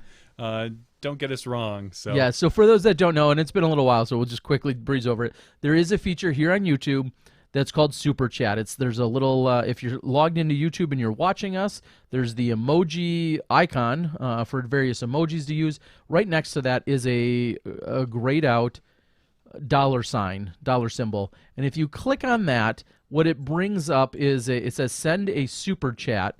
And then when you do it, you can then enter in any dollar figure that you want, and then it bolds and highlights it. So you become a super fan, and we super love you at that point.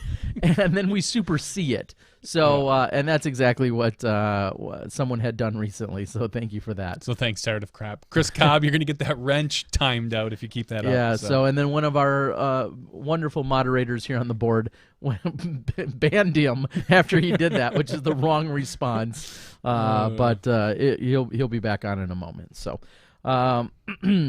talk about one of the comments on the board was talking about a shout out to AmWorlds for expanding the FJ3 division to include those on the wait list. The division was scheduled for only 4 girls, while MG3 has 24 spots. So what I can really say about that is, and it's awesome that they did, a lot of times an event will fill, and then somehow a few spots it kind of expands. Maybe the belt buckle loosens just slightly and it expands ever so slightly. One challenge on the flip side of that, the downside could be, as we've talked about at some of our other big events, when there's rain or inclement weather, now that you've expanded to absolute fullest capacity, that gives you less wiggle room later. And we all know, selfishly, you want your division to expand so that you can get in, or your daughter or your son or whomever. And it seems like there's never enough spots, but they're really just going off previous year's examples. And I know Masters Cup was under some scrutiny or under some challenge a few months ago where I think they had 24 spots reserved for women. Well, it got to the 24, and there were 4 or 6 or 2 on the waiting list, and they said, well, we need more. And he's like, I last year had 20 and I went to 24 or whatever the numbers were. There is a degree of forecasting here that you can never, perfectly do. You can only hope that you can sort it out after the fact. To some degree, and sometimes there's wiggle room and sometimes there's not. This weekend, the advanced women, and I'm at a very microcosm of this, but the advanced women in Wisconsin, if there's not at least 3 women, it doesn't recognize it for our tour, so on and so forth. We had 2 women, and I was just about filled with that pool. The A pool, and they were in the advanced pool as 2 women. However, it was just going to remain 2 women because there was really no more room. So I said, hey, ladies, I'm going to move you into the B pool, which has more wiggle room. And then sure enough, at the last moment, another woman signed up, and it ultimately made it a 3-person field so that their division was officially recognized, so on and so forth. Sometimes that works, sometimes it doesn't. And it was a shot I took. I could have moved them into the other pool, and there could have still just been 2, and that would have been all kind of for nothing. But I was at least trying to accommodate the best we could. So cool. So awesome that there's a little bit more room, and awesome that somebody else can't play now because your kids can't. No, I'm just kidding. But no, it's we're growing and we're expanding, and we're never going to be probably at a location that can take everyone, because an event is that awesome. Everybody wants to be there. GBO, for example. So, all right. Zach says nobody can make it through the whole show. You guys are on too late. That is wrong, Zach. Lots of people are here from start we got to people finish. in Europe that will make it because it's 5 a.m. Yes, like morning coffee time. So, I'm trying to think if there's anything else off the board right now that pertains to what we've been talking about. Oh, I actually made a list at one point today. Oh, did I save it? That's the real... Yes, I did. So I may even have a list, a few notes, things to run down. I think I've gotten through some of the big ones. One of the big one, again, thanks to Lawrence and the guys over at Soberg Tool and Manufacturing. I do really appreciate you guys helping me out with the trophy stuff. But real quickly, let me see if I can get over to my show notes that aren't really show notes, but a few random topics to talk about. Excuse me, podcast notes. I don't know, 144. Hey-o. Videos, we talked about that. GMO, Steve Held. Oh, I may see some of you in Minnesota this weekend. I guess that's kind of something to talk about. Legacy is, again, the title sponsor for the Minnesota Amateur Championships. That's where we first came to know and love Mr. Jordan Castro, along with a bunch of other great people. Jordan, I'll say, out of that class or that event, Jordan then had jumped out into the we'll say the national spotlight after with touring and such. But there's a chance. I'm trying to work it out with the idea of getting over to Minnesota. They are playing over at Kaposia again. That's where Johnny V and I had performed a live broadcast in 2014. And this won't be live. This would be in post-production, but that's one of the things being tossed around is if there can be any kind of support in getting to Minnesota to possibly cover the event. I've talked about this in the past. The event didn't necessarily plan on coverage. They're relatively tapped out. They're giving this, players pack, and they're doing all of these great things. And then there's a manufacturer like Legacy who's supporting the event. I guess the question comes in, and this is very much open-ended for you guys, at an event like that or in a situation like that, is there a way, I don't want to say just for me to get paid, is there a way for me to cover expenses? What is the best, most practical, and I'm not just picking on me, but I'm saying for any crew, what's the best way that you feel like is to at least cover expenses? We're talking a few $100s and just bare expenses. Mind you, the 4 or 6 hours of filming and the 6 to 10 hours of editing and posting and everything else. I'd be curious to know if there was out there, if someone had a... is that an opportunity for a GoFundMe? Sure. There's a lot of opportunities for them. Well, there are. But I'm saying, is that a logical cause? Is that a logical reason to do it? And let me tell you, again, Legacy supporting the event, super excited about it. But I would feel uncomfortable if I said, well, hey, Bobby Brown over at DD, why don't you guys, buy some commercial spots in this? And I don't know if uncomfortable is the right word, but some people may not like that. Legacy may not like that. I don't know. The event may or may not support that. I'm curious to know what you guys feel like is the best possible way for someone to go about that, me or anyone else, to make a 5-hour drive or so, to make the coverage, to produce it, to put it out there. I'd be interested in feedback as to what people think about that, if there's a good way to go about it. What happened here on the board again? What did I miss? Someone asked if they did the super chat if I would time out Chris Cobb, and so I did. Good. And they did a super chat? For $2. All right. There you go. I'm not above being bribed. No. Me either. Or something. So, hey, Jordan, good to see you on the board there, buddy. How many here's maybe a serious question, totally switching gears. Good. How many people have moderator options, have moderator authority on our board? I think 6 or 7, maybe up to 10. Okay. It's hard to tell because when we do the live broadcasts, there's more usually that show up. There's not everyone shows up to the nightly show, but okay. So speaking of nightly shows, last week on Thursday night, Johnny V here hosted another Battle Box. Give everyone the breakdown and the reception that we had for it. So the breakdown was much like in this particular shot, or when I went to the single one, I kind of messed up the audio a little bit in the very first, like the first 2 minutes where I introduced the show, and then I didn't even realize it because it's a lot it's a lot to watch when you're only one person, as I did here. But once we got into it, here's what I've come to realize. As much as I love our pros, they're a little out of the touch. Just a little bit. Are they too focused on disc golf? On other things? Yeah. Yeah. I mean, I'm just looking for the polite way to say it. It is. I'm known as the nice guy around here. I absolutely love Coling. I love Paige. And I had asked them, I said, hey, give me something you're interested in, something I can quiz you on. And Coling listed off like sports and a bunch of generic ones, and then Game of Thrones. So I was like, perfect. I know Game of Thrones inside and out. Okay. Blah, blah, blah. Paige took a while, but then she finally was like, I don't know, Pretty Little Liars. A TV show I know nothing about. Went out to Google, did a bunch of searching, wrote up some questions. First round was mediocre, because as much as Germ said Game of Thrones, he couldn't hardly, and I'll say this, Game of Thrones has a ton of characters. He couldn't really name many of them. It's a difficult show to follow. So the first round I thought went a little weak, and then the second round was like 2016 trends. Okay. Basically, the most searched movies. I picked like movies, musicians, athletes, and there was one other one. Colin got one answer, and Paige got 0 out of 10. And not that they put up bad answers. It just didn't happen to be some of the ones like the television show. I think Colin got did he even get Game of Thrones? I think he got one other one.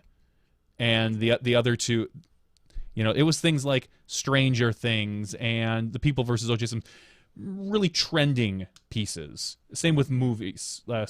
Suicide Squad, Batman versus Superman, some other ones. She had answered things like Deadpool, which was a huge movie. It was just way back in February, so I think it kind of took a little bit of the steam off of it. So that did not go so well, I felt. And then it picked up.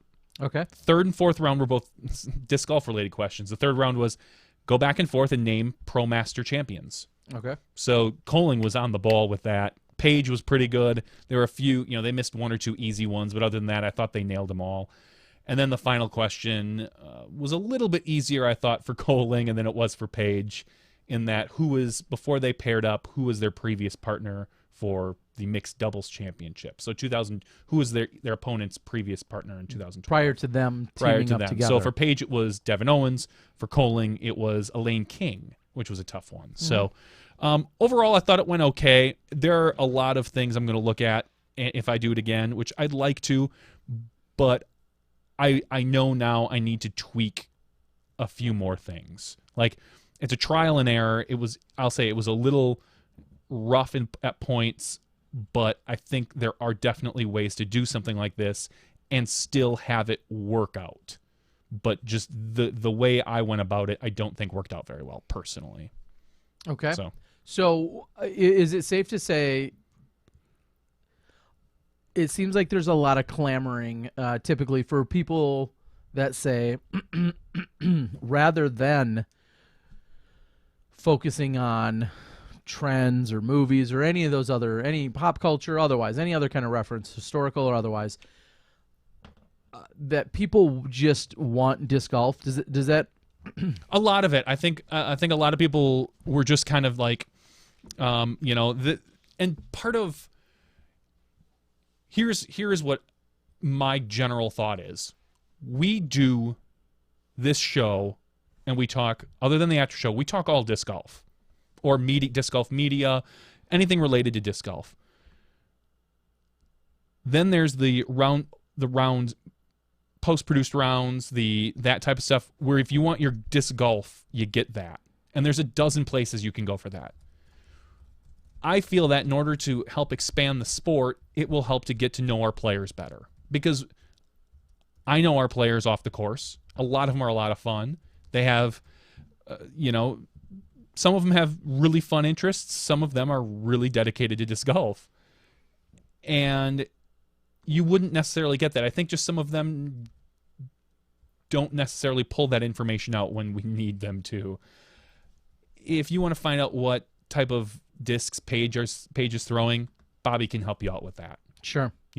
So I want to know, what they find fun, what they find interesting, things like that, and I want to try to pull it out of them in interesting ways to exploit their popularity and to help expand it. So that's kind of where I'm going with it. That's why I think it would be, I think making the show a little bit more visual will be better than a straight up kind of quiz show. So maybe doing, again, I've got different ways of things in my head that I think I can do better.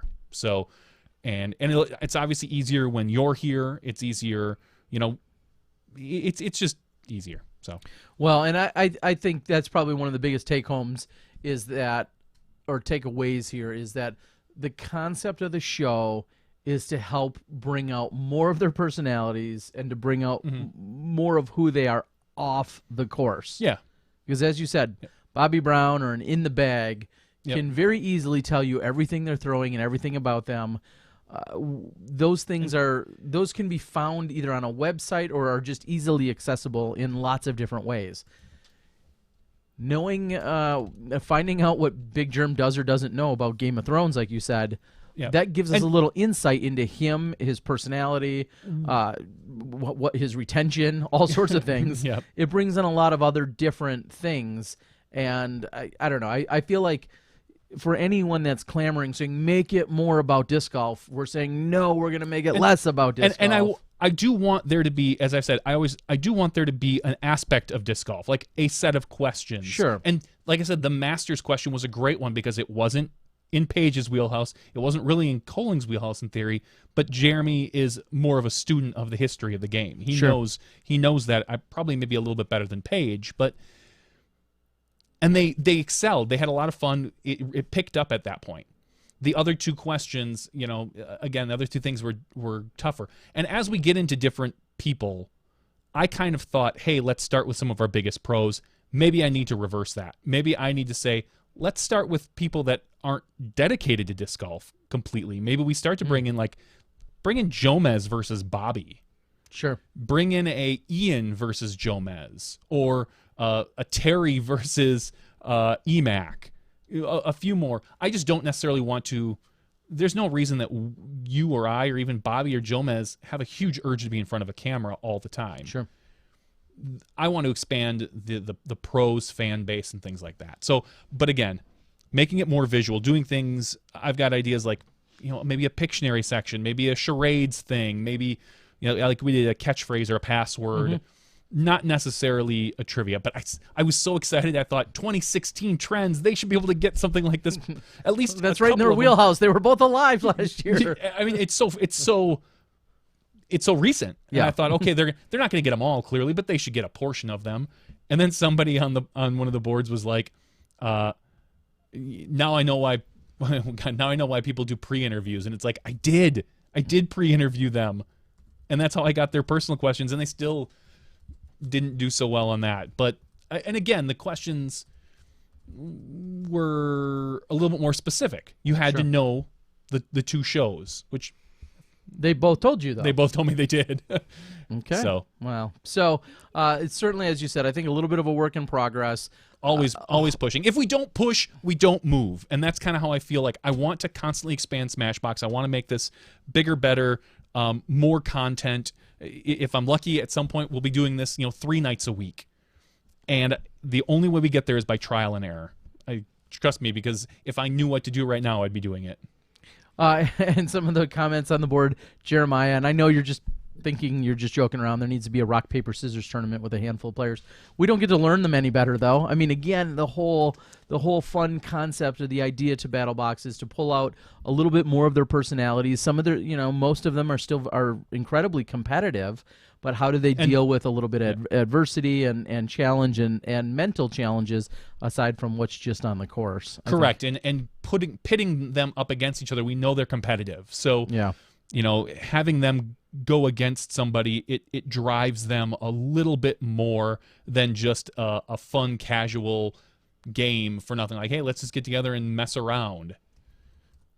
It's not as driving as if you say, hey, guess what? You're going up against your partner Paige, and this is you're gonna be able to trash talk for like the next 3 months. Well, and silly. I'll add on to that and say there is even a little bit of logic and forethought into who we're going to put up against one another. Yep. You may love player A and you may love player B, as do we, but maybe those two we don't feel like would make as fun of a challenge. I'm not pitting Climo against Konopanis, you know? It's sure. It's that type of I don't want We're looking for a little bit of particular chemistry at the same time. Yes, and we know that those two do have chemistry. They're good friends. They're like I said, they're partners and stuff like that. We'll get it. Not Kona and Climo. No, Just to clarify. No, I was talking about them. You said we know they're good. Yes. Okay. We'll get it. We'll get it nailed down. We'll do it. And I promise. Yeah, and of course we could take a little bit of feedback here and there, but of course, if you're just going to scream that you want more disc golf and more disc golf questions, again, they have Facebooks, they have websites, they have in the bags. Almost all of those questions are answered out there.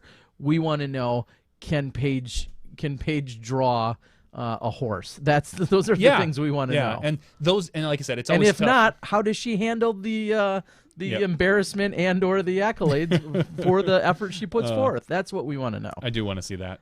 Next time I see Paige, I'm gonna make her draw a horse. horse. Woman, draw me a horse right now. Draw me a horse. Get mean about it. So there was that. Other than that, this is a slow week. We haven't got much. I do want to talk about maybe this after show. I've got a question about coverage. Ooh. So. Question about coverage, he says. Yep. Oh, after the battle box, I sat with Danny Lindell for like 3 hours. Okay. And we literally just talked golf, which was kind of fun. It was we talked about form, we talked a little bit about discs. It was there wasn't too bad. Danny is a lot of people were questioning Danny's history about what puts him what gives him the right to basically critique. And I told people he's got a camera. He's got duh. He knows how to put things on YouTube. No, and I said that makes you an expert. Duh. Danny's been doing a lot of research into form, function, disc selection, all that stuff, and he's a solid pro player and he throws far. What more do you really need?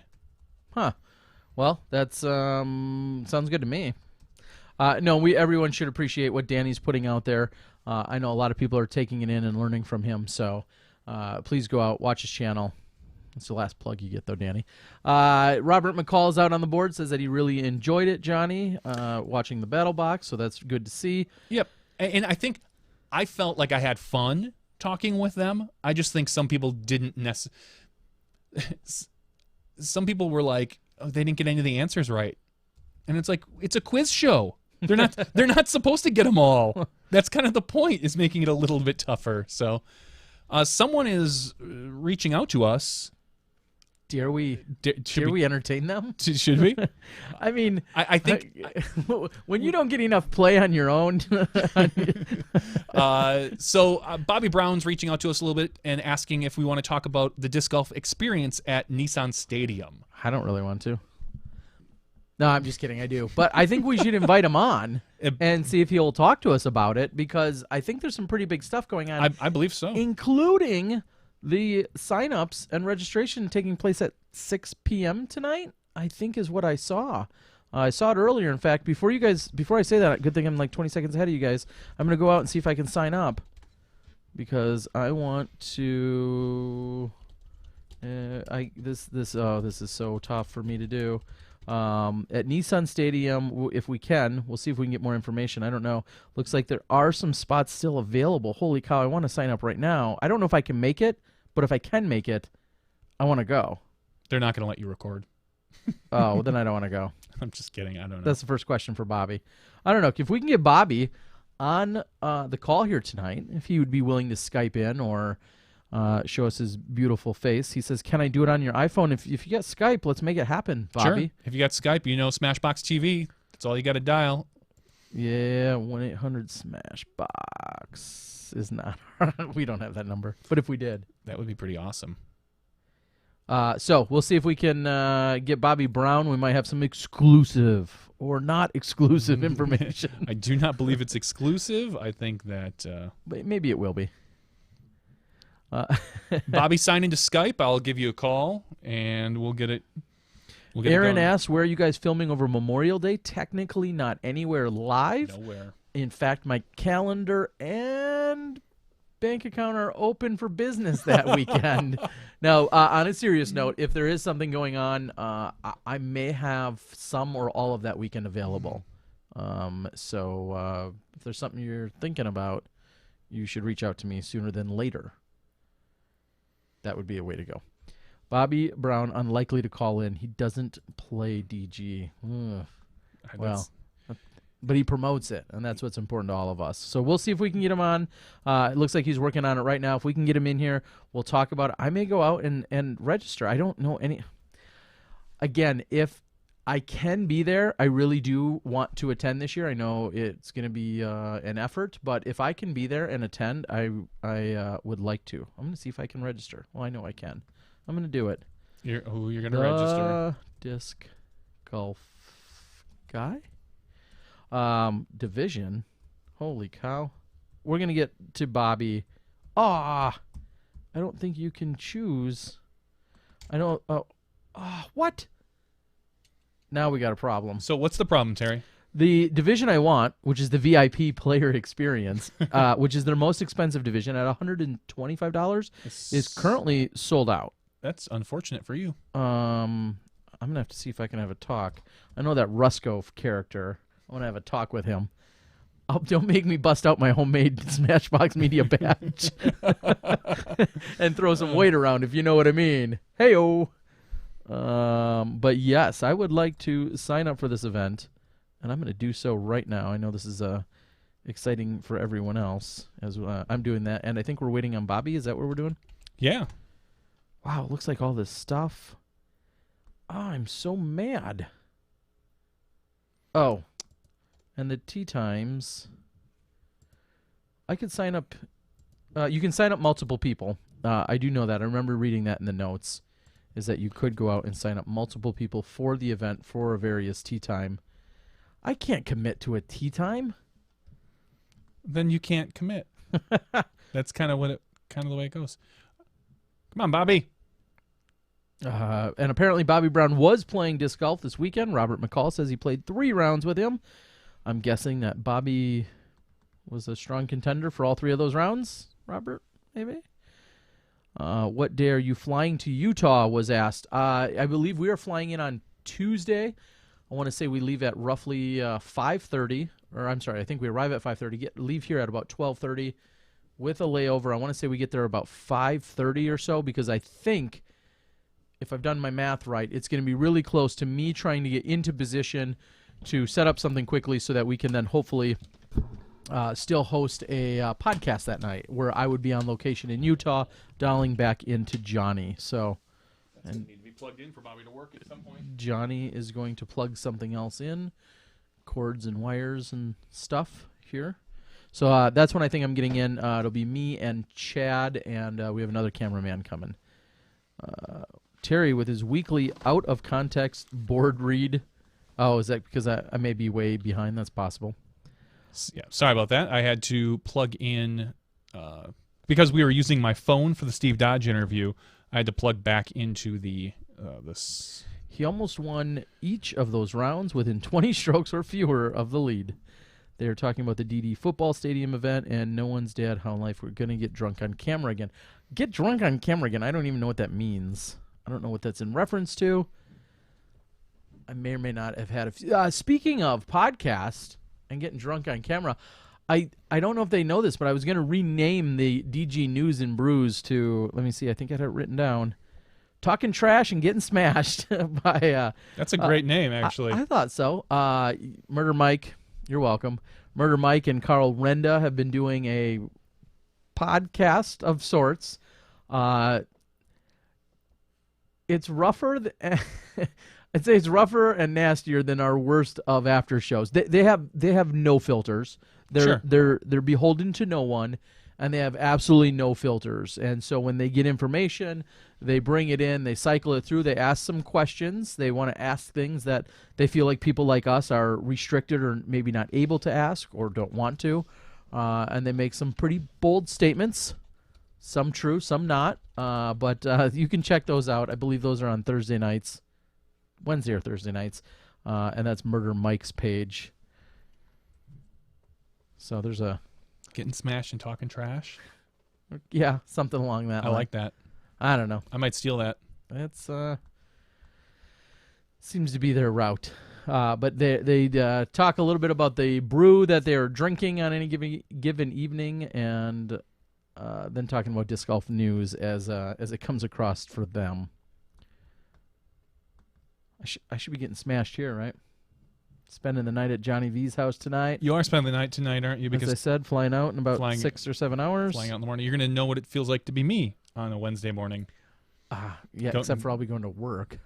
You'll be going over to the airport and probably sleeping on a plane. Okay, maybe.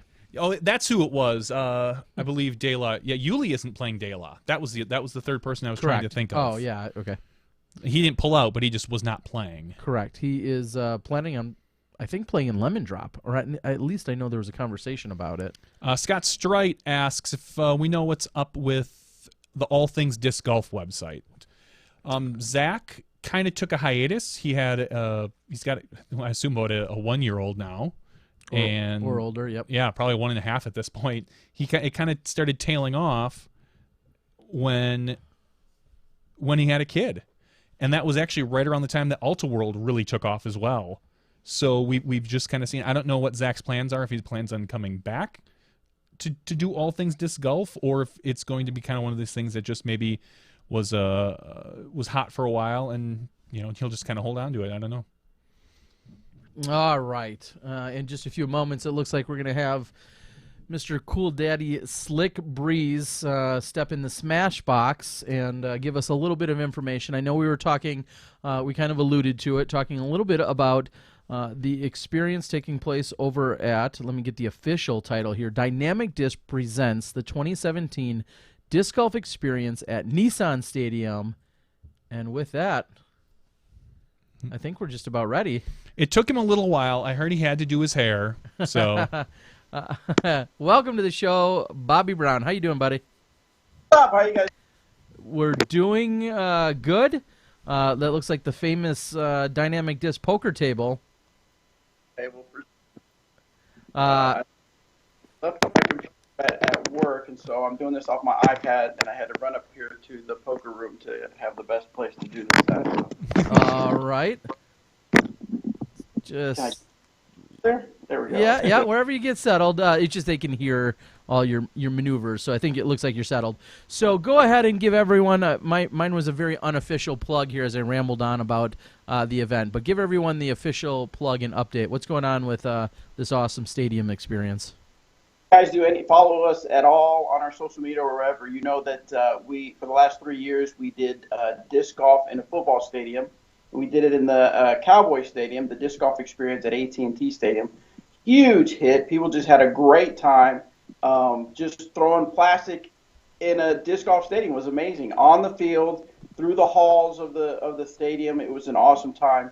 But we felt it was time to maybe try it at a different place. And so Brian Lamoureux had did some talking with some other stadiums and negotiations and stuff like that. And it worked out for us to be able to go to Nashville, Tennessee, to have the disc golf experience at the Nissan Stadium, which is home of the Tennessee Titans. And so we're super excited. We're going to have 9 baskets throughout the stadium. You'll get to play, you'll get to throw, you'll get 2 discs from us in the players pack, and you get to throw those discs in the stadium, and it's just going to be an amazing time. It's just a really cool experience. You play disc golf on disc golf courses all the time.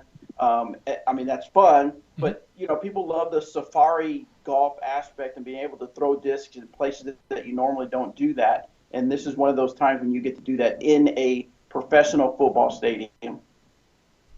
Well, what can people, I guess I'll say that this way. There's a lot of people that have experienced where you guys were before. How do you see this experience being different other than the obvious, location? I think that's really it, is that we felt like when we did it in Texas that, a lot of people that were in that area were able to do it, and people in other parts were like, well, we want to experience this disc golf in a football stadium. So that's kind of why we wanted to branch out and do something farther away so that people in other areas that, they couldn't drive out for one day, 9, 10, 15-hour drives just to play disc golf in a stadium. But now we can reach these people that weren't unable to do it. Now there is going to, I mean, one difference is going to be obviously this stadium is an open roof stadium, so that'll be a little bit different. But other than that, yeah, it's just going to be, playing some disc golf in a football stadium for people that weren't able to make it to the Dallas Cowboys Stadium. Well, I have to ask then, what's the rain contingency plan if this gets shortened? Oh, no rain, never. I don't want to. Rest assured that that time of the year is going to be no rain. It's going to be hot, but there should be no rain. How hot is it, Bobby? It's so hot that no, but I mean, what's the weather typically like there for those who may not know or are on the fence about going? I mean, I think I've heard like in the 90s, maybe close to 100, but just really maybe more of a humidity that people say that they get out there in Tennessee. Okay. Well, it sounds really cool and exciting. How far is that from you guys in Emporia for people that want to do some of the math or people that maybe were just in Emporia and have to visualize what they're looking at for driving or flying? Remember, in fact, Doug talked to me today about when we're going to drive out there, and I think he said it was going to be close to a 10-hour drive. Wow. Okay. And how far was it to the Dallas Stadium?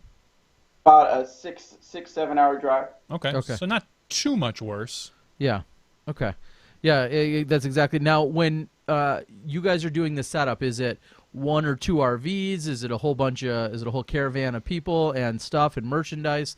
What's the setup kind of like for you guys? Talks are going to be we're going to have at least one RV out there.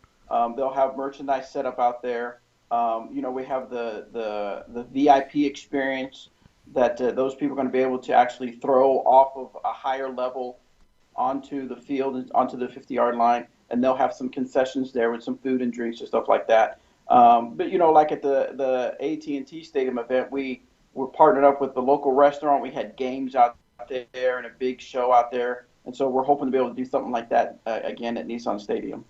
Now, I know there were some restrictions and some really I'll say tough restrictions that were in place when you guys were at the AT&T Stadium, and I know you haven't been there and actually completed the event, but do you feel like has this been an easier experience? Is it easier to play off what you guys already know? Has the organization been a little easier or tougher to deal with?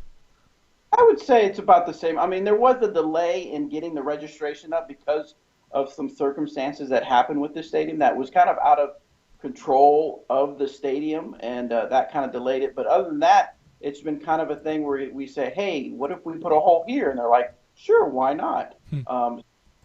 Relatively easy. I mean, there's a few things that we have to keep in mind. It's not cheap for us to do this, and there's a few things that we have to sign saying if something gets whatever, we have to make sure that we're able to take care of it. So, but that's one of the reasons. I know a lot of people say, well, why can't I throw my own discs? Well, we have to have some control because we can't just have people taking high-speed drivers and just throwing them everywhere. So we have, the putter and the mid-range that you get in the players pack that kind of helps keep the, I guess, maybe accidents happening with things breaking, hopefully.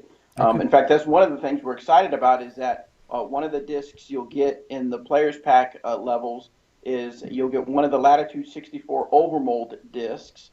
I'm not 100% sure which mold it will be, but I do know from Dynamic Discs, you'll get a fluid slammer, which everybody is super excited about the slammer. And the fluid, it will be a new plastic that you won't be able to get except through the Nissan Stadium Disc Golf experience. Exclusive, as we like to say here on SmashBox. Yes, I love it. So a fluid slammer. Fluid slammer. So that's going to be one overstable puppy for sure. So, and I know people are going to like that. All right. Well, and for those that are, you've done your geography now that we just set up, but then also, dare I call it a challenge, the thing that you're going up against is one of the biggest things in the world going on that same weekend. Is kind of the start of the AM Worlds taking place over in the Quad Cities, and there's no such thing as a perfect weekend. We all know that no matter when you have something like this, someone's going to say, "Oh, but my favorite C tier's that weekend," or another major's going on. So I know you guys did the best you could with the weekend that you can, but AM Worlds is going on that same weekend. So and maybe it's a good thing because I'm sure this is going to be insanely popular. I mean, that's the thing. Is this isn't a tournament. This is like an exhibition, something for fun.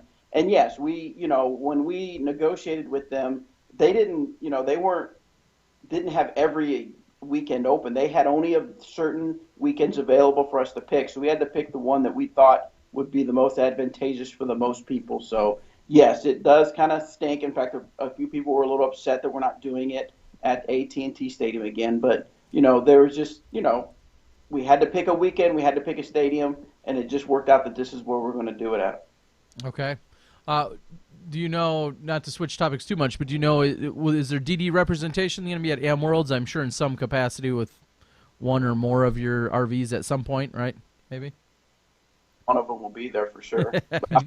Well, you guys get around three RVs on the road full-time, is that it? Well, yes and no. Actually, there's 4 RVs. One RV, though, kind of stays within the Texas area, and that's going to be the Dynamic Disc Carrollton Stephen Story RV. So technically we have 4 that we have available to go out, but there's 3 that definitely travel all over the country. Okay. So since we have you here, I was going to go real quickly. I just closed it out. I was looking at the registration. I'm kind of shocked that this hasn't sold out already. I know you guys opened at 6 p.m., and I just expected a massive flood, and I see that you got one. But right now it looks like there's 96 players that are currently registered. Do you know what the full capacity is? Do not know. I don't know off the top of my head. I know it's. I mean, say 97. Say 90. Yeah, no. Honestly, I don't know. Okay. I do know that we have more times than we did as far as tee times than we did at AT&T Stadium. We were able to purchase more times. So you'll have more time to do it. I think part of the issue might be that because of the situation with the stadium, maybe we didn't publicize it as much as we should have because we were kind of waiting to see, well, when are we going to be able to open some registration? When are we going to be able to do this? So, but now that it's open, we're going to make sure people on social media and everywhere know about the event because it's definitely not something you want to miss. Okay. And I know there was a few clarifications out on the comment section. If you go out there, all the registration's available on discgolfscene.com, so you can see who signed up for it. Even our Sarah Lamberson out of Tennessee is signed up for it. I know that she's a professional women's player. It sounds like she's going to go take it in. She lives in Tennessee or Kentucky area, so it's awesome that she'll be over there partaking.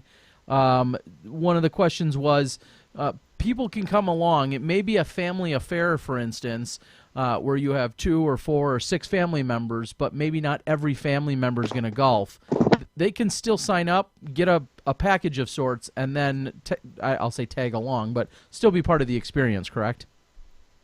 I mean, there's 4 levels, and the first level is just the family experience, and it's $10 to get you into the stadium, and that allows you to just kind of watch what's going on. You can kind of watch from the bleachers and see what's going on, so you don't have to leave people, behind or anything like that.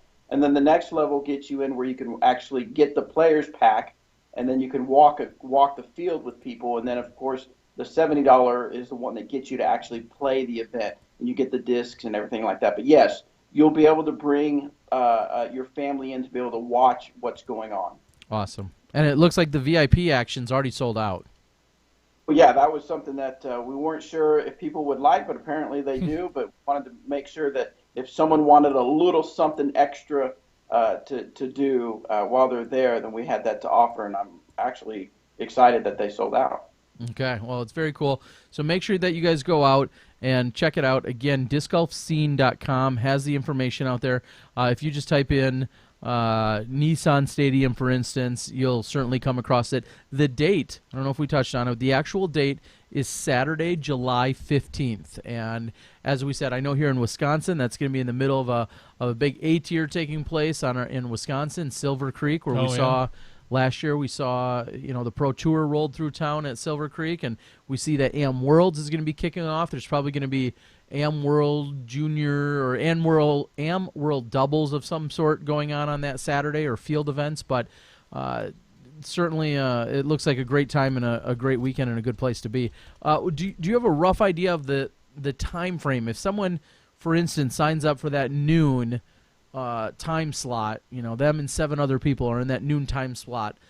Is there going to be lingering? Are they going to be pushed out the door by 2 o'clock? Do you have any idea kind of how like the shuffling around of people will go?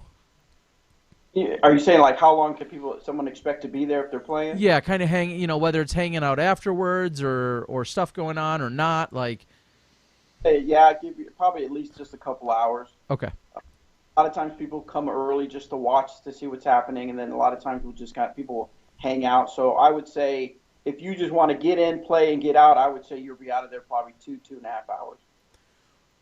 Give us your best guess as to how far will the furthest traveled be that is coming solely for that event? Well, what would you say will be the longest distance? I bet you, I could see people doing a good 15-hour drive to get there. Okay. That's just what I saw at the Texas. Not a lot of people, but a few people. Okay. Hard to get out there. Do you think Tennessee will be the most represented state? Okay. And we kind of knew that would happen in that area. As far as because we were actually, I remember asking Brian while we were there how the Tennessee Titans were doing, and he says, "I think they're doing okay this year, so that's good for us because if a team is doing well, then the home stadium is going to be active, and that was good news for us, I think. So because there was people at the AT&T Stadium that had barely heard of disc golf, but they knew the Dallas Cowboys, so they heard this it was happening, so they thought this was probably a good time to try out disc golf. Wow. Because is it their favorite stadium? So that was kind of a neat connection. Do you guys see a lot of first timers? I wouldn't say, if I were to have to put a percentage, I'd probably say maybe 15 to 20% were actually either first timers or just barely knew the sport. Sure. Already had a few discs, but again, made that connection with the Cowboy Stadium and wanted to come out to see the stadium and check out disc golf, which was kind of cool. And we actually had, I think maybe not every, I can't remember every time, but we had a local news station come out and they interviewed Jeremy about the event and stuff like that. So, it's a way for us to have a really cool event to introduce disc golf to people in that area and to kind of even in a weird way, continue to spread disc golf to people that don't normally play disc golf. Well, it's really outside the norm.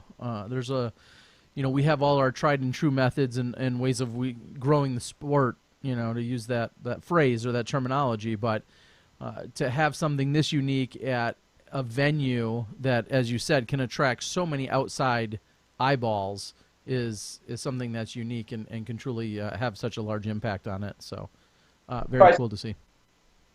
Said you were thinking about going? What can I do to? Well, what I was looking at is I was looking at the date, and right now I don't know what the details are with regards to Am Worlds in terms of coverage. If there'll be any live, some live, no live, but also if there'll be me doing any kind of podcast or post-production. I want to be involved with Am Worlds. It's only 4 hours from where I live, so I very much want to be involved with Am Worlds in some capacity this year. And then also seeing that we have our large local event going on, which I've been tied to in the past, but last year kind of broke that streak by just covering it. So I think going to an experience like that and knowing that Southwest flies from Milwaukee down to Nashville area, it certainly jumped out as a something to attend. And me, Johnny made the joke that there couldn't be any recording, but if I could go there and put my own spin and experience of it, I would be interested. Now, I don't know if it was just sales talk, but the representatives at Nissan Stadium actually said that I can film. I just have to show them afterwards what I'm showing. Mm.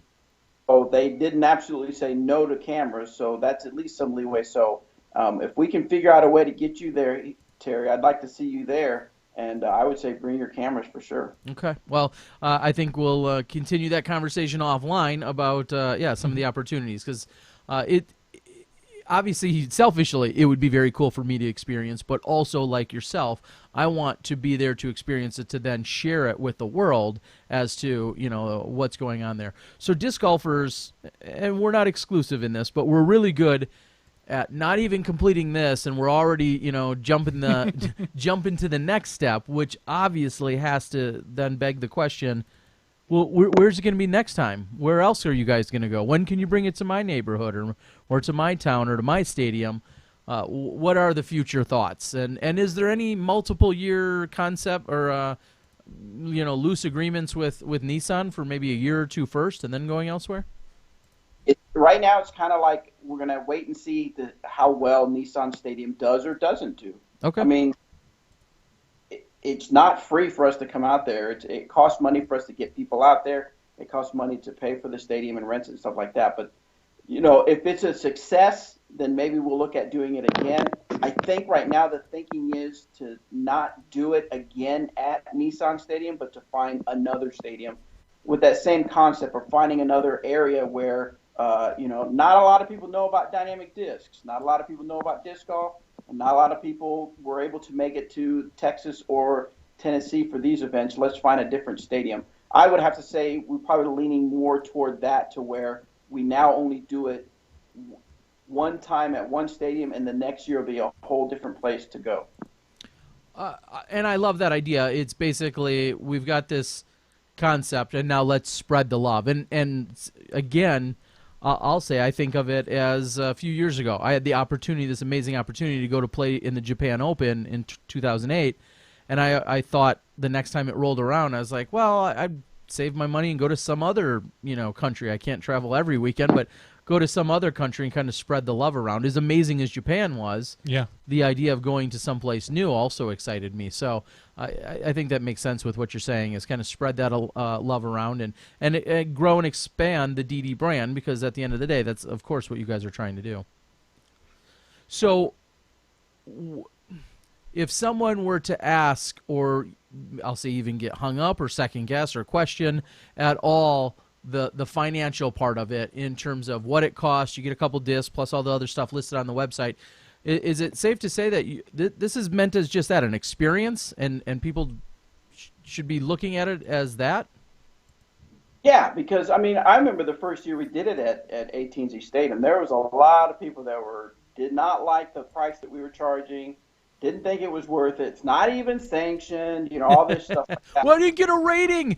I aced from seat 9, row 14. I didn't get a rating. I will tell you that, people kept score, and we, had prizes for people that won their card, and prizes for people that won, the event and stuff like that. So little things here and there to make it fun and a little bit competitive. But it's playing disc golf in a football stadium. You can't normally walk up to Tennessee Titans Stadium and say, hey, mind if I get a round in real quick? No, that's not going to happen. So that is what we're trying to do, is we're trying to give you something a little different, some kind of different experience, and be able to put together something that you love doing, disc golf, with something that's brand new, and that's playing disc golf in a football stadium. That's the whole lure. To me, it is the whole lure. I remember when we walked out on AT&T Stadium, and I was looking up at all the seats and watching people throw, and I was like, this is amazing. Standing here where there's normally football going on, these football players bashing each other's heads in normally on the weekends, but I'm out here playing disc golf, and people are throwing discs across the field, through the uprights and everything. To me, that's what makes it an experience. Okay. And I agree. And I think just that. People have to look at it that way and embrace it, because, as you said, they will likely never in their life be able to legally go back into that stadium and throw some disc golf discs around and have targets to throw at. Unless you're breaking in, you're probably not legally ever going to have that opportunity again. So embrace it, go out and have some fun, and think outside of just the idea of, oh, what my score is, or a rating, or or how big a player pack or a trophy is, and just go out and embrace something unique and exciting. So I hear you. All right, Bobby, we didn't have you after GBO, and we won't go too far into it, except for, have you personally decompressed? Have you been able to take that deep breath, or the date night with the wife, or whatever it is, and then some? Have you been able to unwind and relax and take that deep breath? Actually, I have. And a few days after GBO's over and done, we call it the GBO hangover because there's still people wanting pictures, still people wanting videos, still a few things, and then of course we have our big meeting where everybody gets together and we talk about what went right, what went wrong, what are the things that we need to look at to improve and stuff like that. And then I actually did something I haven't done, I don't think, since I've worked at DD in 2014. I actually took a week off where I didn't go to work. I stayed at home. My daughter came to visit from New York, and I had a good time with her, spending time with family. And I think that's something I'm going to do every GBO is take a time. It felt so refreshing, so re-energizing that when I went back to work, I was actually excited to see my desk. I was excited to think, what do I create now? What do I need to work on now? I was excited. Not that I've ever not been excited, but I mean, it was just that feeling of being re-energized. So yeah, I am finally have been able to just kind of take a big, deep breath and say, okay, time to move on to the next projects.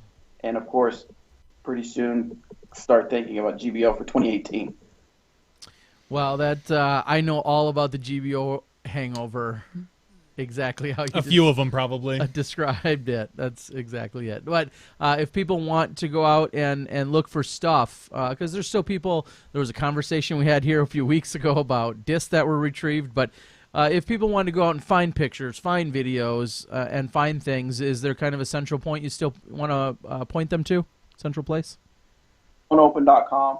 It'll have all the links to you guys, to your all's coverage, to Joe Mid, Central Coast, all the coverage there.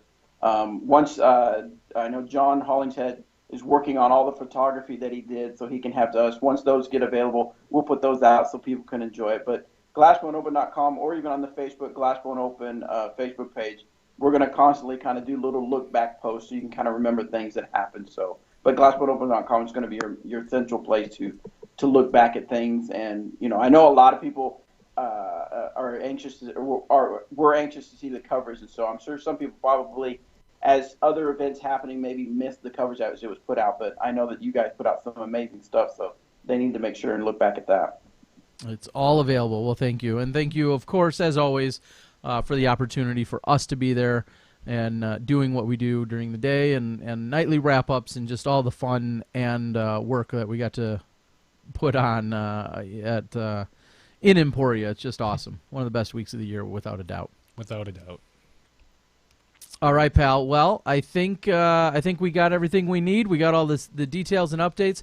Everyone should go out again. I know we've talked about it, but go out to discgolfscene.com and then do a search. You could do a search for Dynamic Disc Presents or the Disc Golf Experience, or Nissan Stadium. Any of those keywords will bring it up at discgolfscene.com for you. Final words there, Bobby. Thank you guys for doing what you do. Love it. I watch it every Tuesday. Maybe not all of it.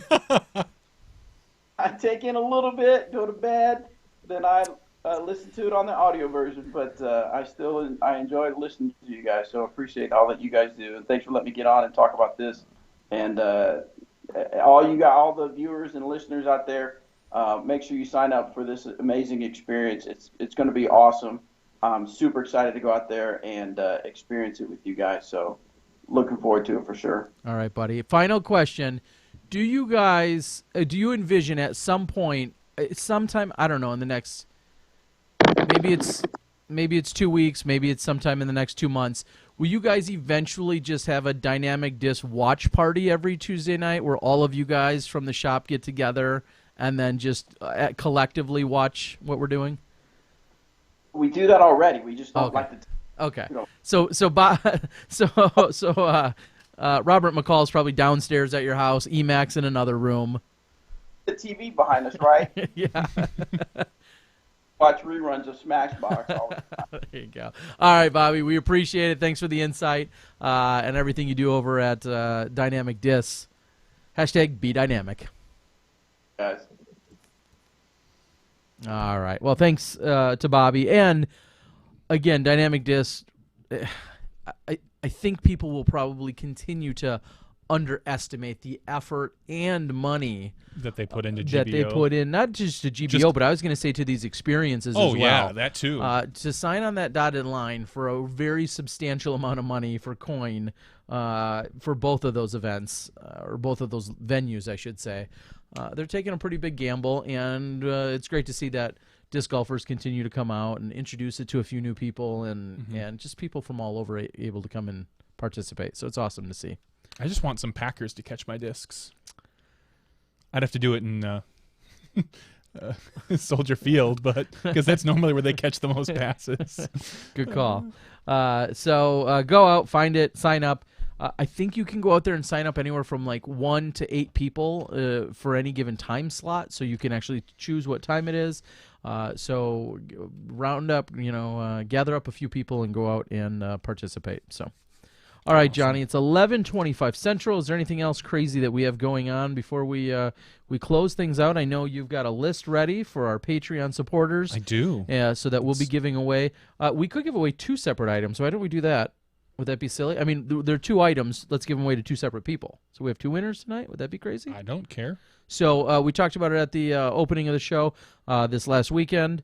Innova Champion Disc was the supporter of the event that I ran, the Greater Milwaukee Open, and so we also have a disc. This is a Shimmer Star Colossus with a retro Nintendo stamp on it. I'll be giving that away, and we'll also draw another name, and we'll be giving away, let me put that over there, an Innova adjustable hat. This is one of the new ones that also has the nifty little kind of proto star design on the back. There was only, like I said, there was only what would normally call, women's styles or colored of hats. Oh, don't get sexist I'm just saying. us. Don't get sexist left on us. When I picked out my hat, but then I specifically grabbed the most pink one I could find, because there was like a couple different versions. Knowing that, I figured, this would be a really good prize for someone to give away, because even though a majority of our viewers are men, hopefully they can pass it off to someone who... Or wear it proudly themselves. Or they could wear a nice pink hat proudly themselves if they truly want to. You sexist. But I would rather see them give it to a woman and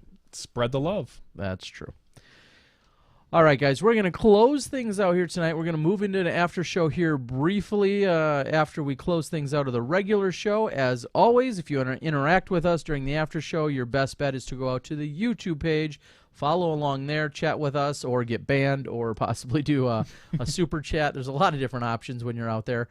We are, of course, always live on Facebook. However, we really don't look at those comments till the next day usually, which doesn't do us a lot of good. But please go out there and participate and interact. Let us know what's going on. So for Steve Dodge and his article, which I think everyone should go out and read, digest, possibly take it in again, talk to your local pro women or any level of the local women that you know. Talk to them and see what they think about if maybe disc golf would be a little more inviting, or maybe a little bit more inclusive or more friendly if there were sometimes playing the tees or shortened tees that might, we'll say, challenge their skills a little bit more. And we're not just talking about shortening holes for the sake of shortening them. We're talking about making a concerted effort as to when they do get shortened, that they challenge the right set of skills. It's really a great topic to talk about. I've got more women's disc golf information coming for you in the after show, so remind me of that, and I'll make sure to bring up a nifty little rant for you guys. So for Steve Dodge and his article and the conversation that followed along with it, for Bobby Brown, the Disc Golf Experience, for Johnny V and myself, Terry Miller, the Disc Golf Guy, this has been podcast number 144. Stick around for the after show. We'll give away some free stuff to our supporters that we love. We'll see you then when you step inside the Smashbox. Thank you to our $2 and above patrons. Your name is listed below in the video credits. If you're interested in being listed as a producer on SmashBoxxTV's podcast, please visit patreon.com/SmashBoxxTV.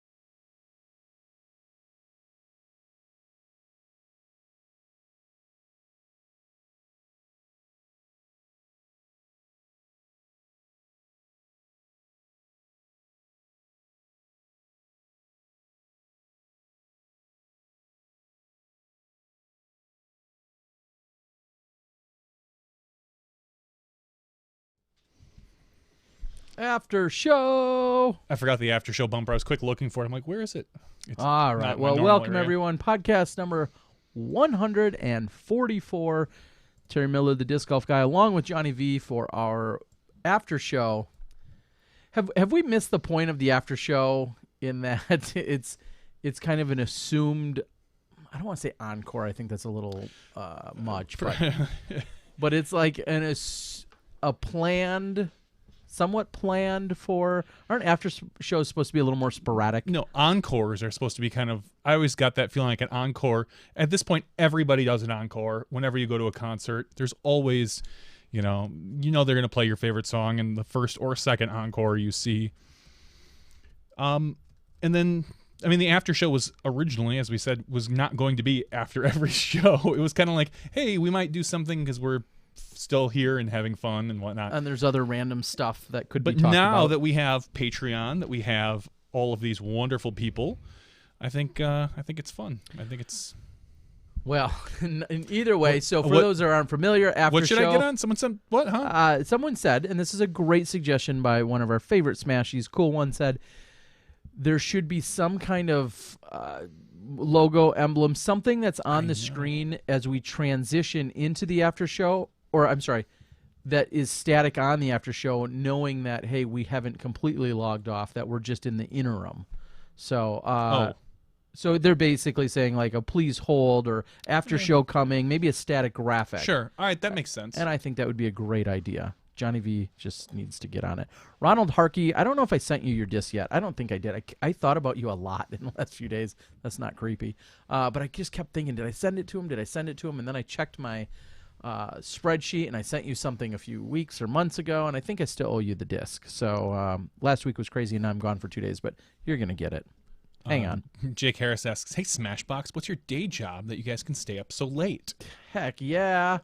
Party every day. Tomorrow's going to be rough for Terry as he's got to get up by like 5:30 and be out of my house because he's going to go on a flight down to Georgia. Flying down to the International Disc Golf Center in Georgia to test signal. Wednesdays are always rough for me. I get up usually about 6 a.m. and then I take it back, about 6:20 a.m., showered, kids, school, work. I'm an IT manager at a company, and I do all sorts of computer stuff, making sure networks and computers are all up to date, as I've done the last 2 days, just making sure that all of our computers are completely patched and antivirus so that these crazy WannaCry stuffs don't hit us. I sent out some spam the other day.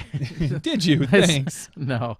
But there did I see that there was some nasty virus going around in particular in the last few days? Yes, there is. So I'm not going to get too political. Let me check my email and see if I can open one and find it. Yes, I'm not going to get too political here. So basically what happened was there were some exploits that Microsoft had in their Windows.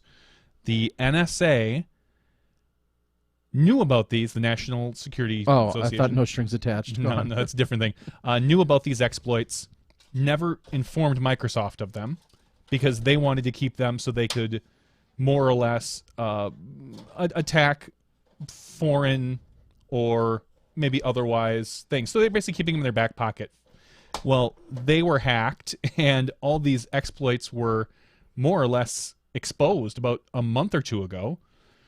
And sure enough, yesterday, one of the exploits was used in a giant, in basically one of the crypto things. If you're not familiar with what the crypto... Superman, I know. Yeah, and that's kryptonite. Oh, okay. So basically what it does is it infects your computer, it encrypts all of your files, locks them out, makes you pay them in order to get them unlocked.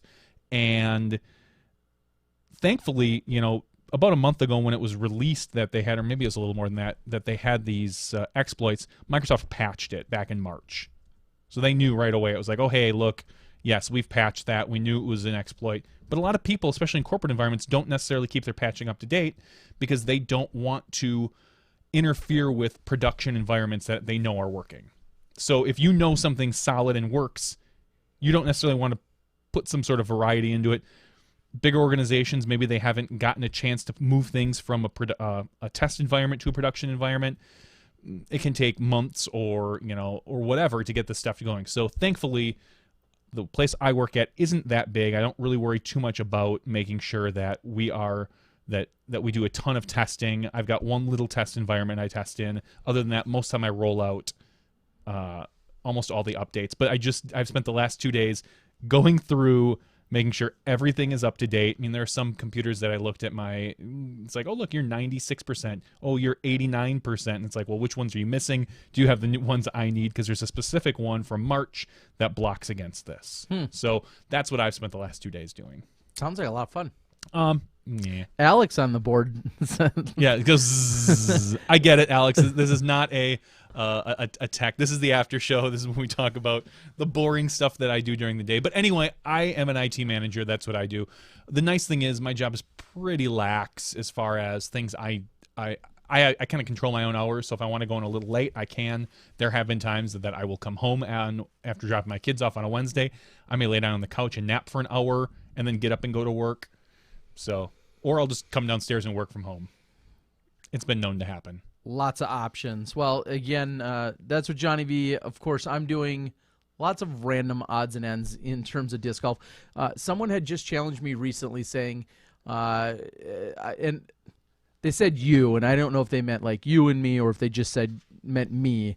They said you need to put out more content. I kind of thought, well, thanks for telling me what I need to do. I need to do more work is what really is how I interpreted that. But it did get me thinking about, of course, with Smashbox, we're doing live broadcasts for at least 10 Pro Tour events, possibly a couple other PDGA events in addition to that this year. Obviously, we have our Tuesday night podcast. On any given weekend, I'm contracted to, if we're not live, I could be contracted in theory to also go do post-production, which is where I kind of got my start. I hope to visit Minnesota even this weekend. It would be interesting. I don't know what else I would do. I guess I look at like a Bobby Brown, who we just had on the show previously, and he has at least a little bit of structure in the sense that he's got a company that he's promoting. He's always got players. He's always got products. There's always a ton of stuff going on at DD. Literally every other day, a new product could be coming down the pipe that he can focus on, creating a campaign around, a large or small effort, whatever the case might be. For me, I'm not really sure what that would be in terms of content. I'm not that great of an editor. I do it because I have to. I wish somebody else would edit for me. I don't know exactly what that would be. You got any good ideas, Johnny? What should I do? What you can do? What additional content should I be doing or focusing on? Or content? Any kind of content. I was thinking just like getting a job at Taco Bell. Oh, no, that would be one idea too. I may be driving with Uber. That may be my new content. It may be stories of Uber life if I end up getting into that. That's to be determined. You and Robert Leonard can... There's a whole other vlog, I think, on life that could come from that. But anyway, back to any other content that I should focus on? I don't know. You and I have talked about this before. What do you guys want to see as far as content? Is there anything out there that you... Or is there anything that's not out there, I should put, that you want to see for disc golf content? As I said earlier in the show, if you want the same stale shot-by-shot coverage that we get week after week after week, there's a dozen places you can get it. And you may love some more than others. You may hate some. You may mute some. You may, turn some way up. That's fine. But is there anything disc golf related that we're not getting? Is what I want to know. I mean, you and I have talked before in the past about an in-depth interview kind of thing, but I don't know. Is there an aspect? I'd love to see more rules videos or basic explanations videos. Hey, this we did the one for the Mando at I forget, was it Ledgestone you did that? No, that was at Brent Hambrick last year. The Hambrick, yeah. I'd love to see some more of those. But that's not content that people are gonna that you're probably going to monetize and be able to make money off of. Well, not even just monetize. I mean, and I guess some of the, Jeremiah on the board says he'd like to see more segments for more people, have a bloopers reel, people hitting things like that. Those are, I think, little pieces that can be put together. When I think of content, at least in the way that it was yelled at me, in a sense, I took that as something that could be repeatable and more regular, like our podcast kind of thing. Or maybe it is an entire video series, but even there, I think of I don't know that I'm the best example to be putting out, say, a weekly rules video Q&A. I guess I could. It doesn't excite me like probably some other ideas. No. But it's certainly an idea that could be done out there. And we've seen the PDGA kind of have write-ups throughout the years. I think Bobby and EMAC very much were in tune for a little while with some kind of rules Q&A that they were doing, where they were explaining some rules. I forget the name of the segment now. Probably Rules with EMAC. Or EMAC Rules. That's what it should be. That was clever. You guys can use that. I'm trying to think of something that's repeatable that is still unique or different, though. I don't know. Anyway, so it was something that had somebody had addressed or come at me with sometime recently. Someone says there should be more Drew Gibson commentary. I'm guessing he was part of the. Well, he wasn't in Kona Piss Day, was he? No. I don't know. I don't know. Somebody I don't must think have he was him at somewhere. the new Champs versus Chumps. So and there's two. I mean, they clearly, they being CCDG, has very clearly. Again, that's only so repeatable. Of course, they can do it. They can continue to do it, but it's not like a weekly thing where they're going to have a Champs versus Chumps. But that's something that's very much been synonymous with them. And I think it's great, and I think they'll continue to do that as they should. Yeah, and someone like Danny, I know you wouldn't be interested, but Danny's hitting on a really nice segment of as far as form content. Yeah, and some of that technical stuff, which I'm just not. No, it doesn't excite me. No, and Danny's perfect for it. Yeah, it's never been your forte in general. Like, correct. I'm not. I'll say, I'm not that analytical in breaking down a throw. I mean, I can help someone throw. I've trained people. I've literally instructed thousands of golfers. I've run a class at a college level. But, like, breaking down the actual biomechanics, that's for somebody smarter than me. Dan Harback must be drunk, I think he said. He likes Jerem's commentary. Oh, no, Dan. Dan, we'd love to know. Dan, one of our favorite Smashies as well. Tell us, Dan, how you did. I think you were performing as a professional poker player this last weekend. I'm not sure that I saw the results. Maybe I did, but hopefully you did well. I think you did. Cool One says, you both have special access to most all players. It'd be nice to get more specific tips like you used to do, Terry. Okay. I could see that in more of the previous vlog format where I'd kind of break down something specific with someone. I think if I'm having a one-on-one interview with someone on location, I think that's a more practical way to accomplish just that. If I'm out in a field talking to Paige Pierce, okay, hey, let's break down your putting or your approaching or whatever. That I could see possibly doing. I think that's a good call. Maybe new course alerts or something. Keep people up to date on new courses being built, or maybe a segment called Courses to Visit and review courses that are must-plays. Some solid suggestions there. I like that. Johnny V and I don't get to travel like we used to. But I also feel like that's a question, and I'm not dismissing it, but I'm saying that's also a question that we usually kind of end around with most of our top pros, because a lot of people say, what's their favorite course to play? And we usually try to get that question out to them. And it's funny how similar a lot of their responses are, but that says something about those courses. So, but that's a solid idea as well. I'd have to travel more, maybe. I would suggest more guest pro players. Discuss their story, how they became pro players, and the backstories. Okay. You like... Jeremiah says, I like watching players in bad moods. Makes me laugh because I know they are one or two throws away from a mistake. That's a little evil of you, but I hear you. Proving that our pros are human. Someone had mentioned how they'd like to see more whole previews with players. And we've done that in the past.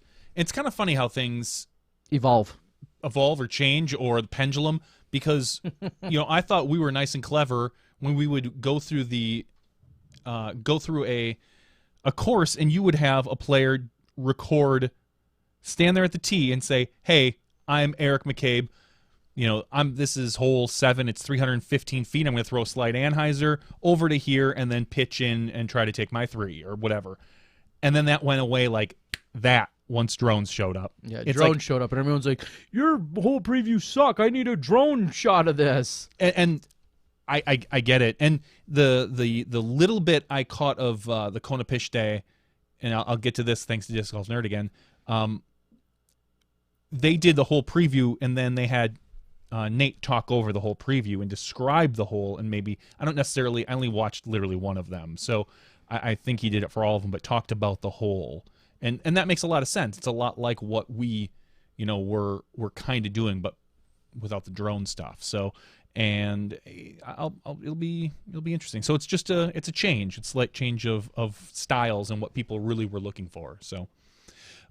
Let's get into the question that I had. Well, at first, let's give away one thing first. Oh, okay. Let's give it away. Let's give away the hat first. Let's give it away. Give it away. Give it away now.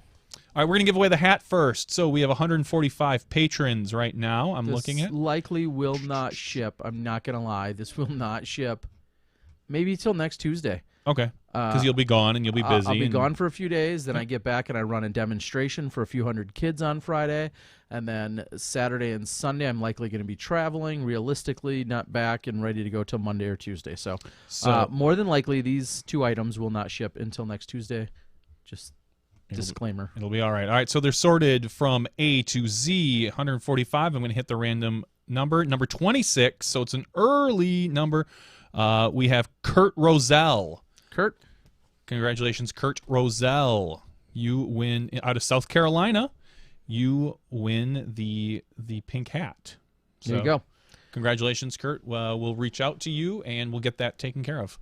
And Marcus, if you need a hat, I believe I have 1 or 2 extras. Reach out to me, and I will just sell you one outright. There you go. Now, the question I asked Disc Golf Nerd to remind me about was the Kona Pitch Day coverage. Someone had said, I think on the board, and I don't know if it was Disc Golf Nerd himself, that, and Steve Dodge pointed this out to me because I didn't understand what he pointed me to the video and said, take a look at this.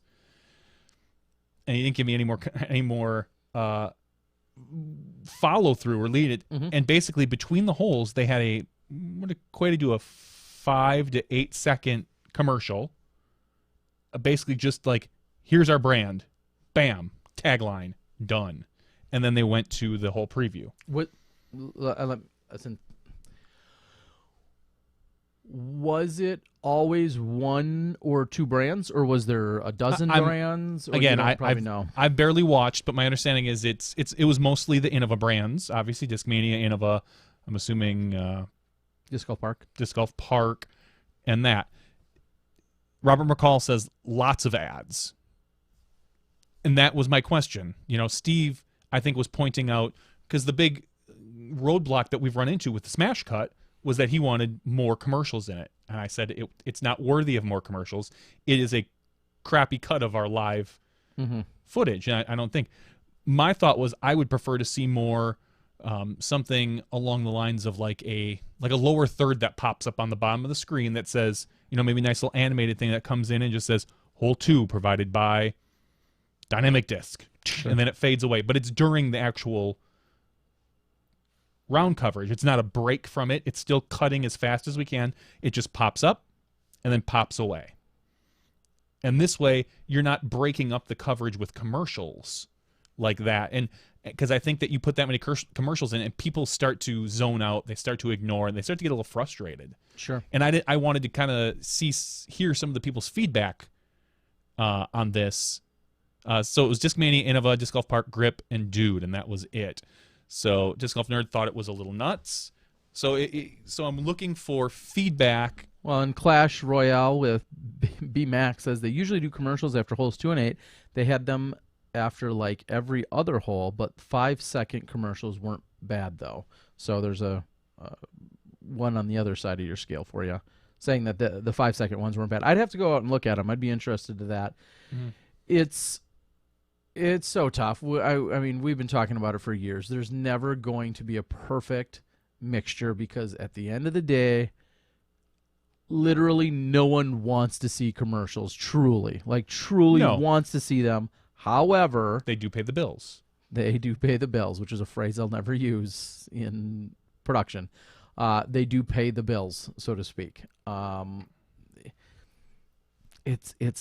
hate to say it, it's life. That's how it goes. And how do you get around commercials in real life right now, in regular non-disc golf life? How do you get around them? Oh, like as in general. In general. Hulu, Netflix, Hulu and Hulu Plus. YouTube, YouTube Red. You pay extra to then not be given commercials. Yep. Right? Yeah. And currently, how much is being paid for disc golf coverage by consumers?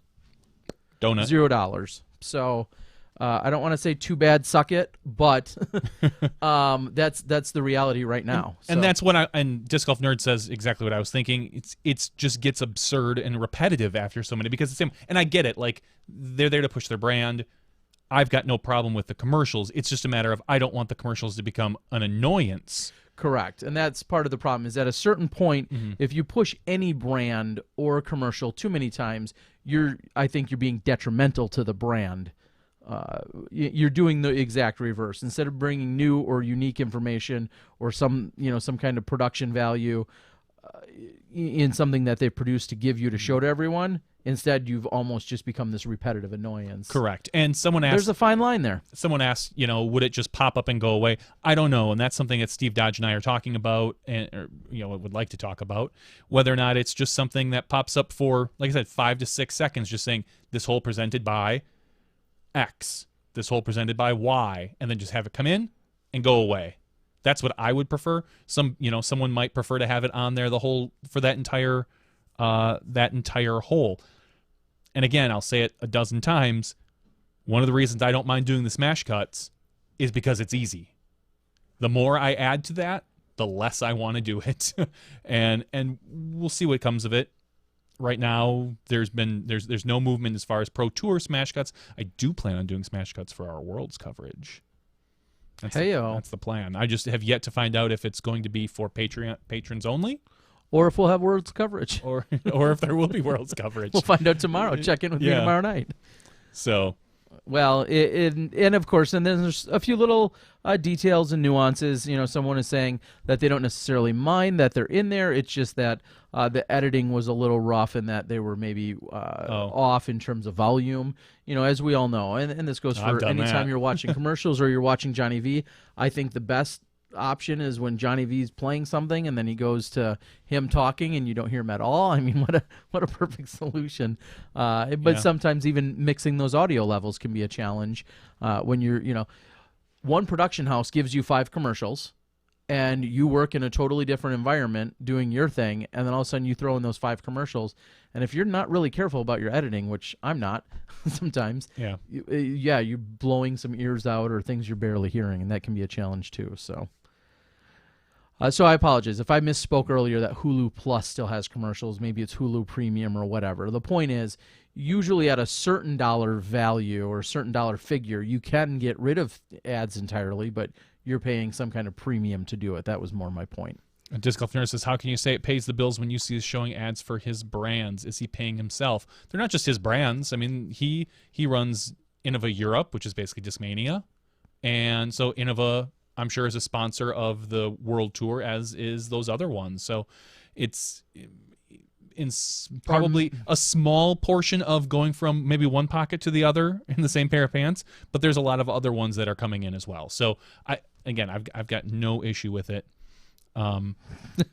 There's a discussion out here on the board about the different commercials that we have and whether or not we'll see some or we won't see some. It all depends on who's sponsors. If you're interested in being a world sponsor, you can reach out to us on SmashBoxxTV. You can reach out to me or Terry directly, and we'll get it worked out. We're already working with some big name people, and you could be bigger. Yeah, with bigger dollars. The more dollars you have, the more I love you. The bigger you could be. Dad's Drunk says, crazy that Joe Mez never does not show their own commercials. I agree. I don't know if he has show. I think he meant doesn't show his own commercials. I kind of agree with that. We actually reached out to Joe Mez last year for Worlds and kind of wanted to do a little collab thing where we, show a Joe Mez commercial, and then for his coverage, he would maybe push the live coverage as well. And that ended up not panning out for no particular reason, actually. It just so. Cool One says maybe the Smashbox cameraman can hold up a card in front of the lens, starting the hole, sponsor every hole. That's a good idea. That's less work I have to do, so yeah. I'm done with that. Can we discuss the shortened tee pads for juniors? Like how was it discussed with the women earlier? My daughter, FJ2, will be throwing from the pro pads at the Utah Open. Fatigue becomes an issue. I don't disagree. So your daughter is competing in FJ2 at that event, and she's playing the same tees as the... Now, I'll have an FJ3 or 4 or FJ5, whatever, an 8-year-old daughter playing soon in a tournament. Here's what I'm going to say to that. There certainly should be shorter tees for them than what the pro women are playing, unless the pro women are already playing really short holes, which I don't know if they are or not. They're probably not. I would think that the FJ2s would be playing a shorter course. And if you're saying that they don't, then the next question is, and I can say this because I am a TD, I would then start to second guess and think, should TDs be offering certain divisions? It's kind of like sometimes you go to a tournament or you see a sign up for a tournament and it says, this is a par 70 layout. This course is going to kick your ass. You should really be at like an advanced level or higher to even participate here. Yeah. And people will still ignore it, and that's their prerogative. But at least there was that forewarning. In your case, Marcus, if your daughter is really going to go out and play the exact same layout that the FPO is, and it's a grueling layout, and that's pretty subjective, but it's a lengthier, grueling layout,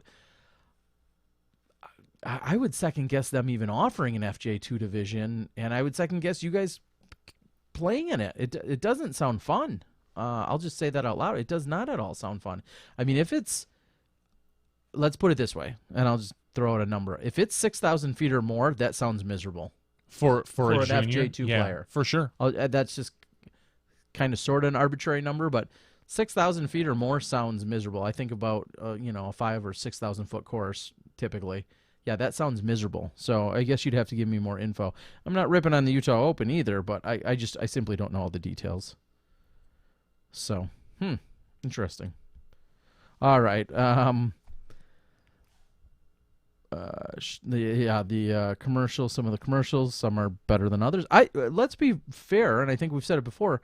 If you really want to stand out in disc golf, especially during coverage, get us some awesome commercials. Yeah, there's some that are, yeah. We said this a couple weeks ago. There's two ways to stand out: a really good commercial or a really bad commercial. Really, really bad commercial. And we have a few really bad commercials out there. We've got a few really good commercials out there, and I know a lot of people don't agree, but I really like the Jesus commercial. I think it's funny, and I think it's clever, and it's unique.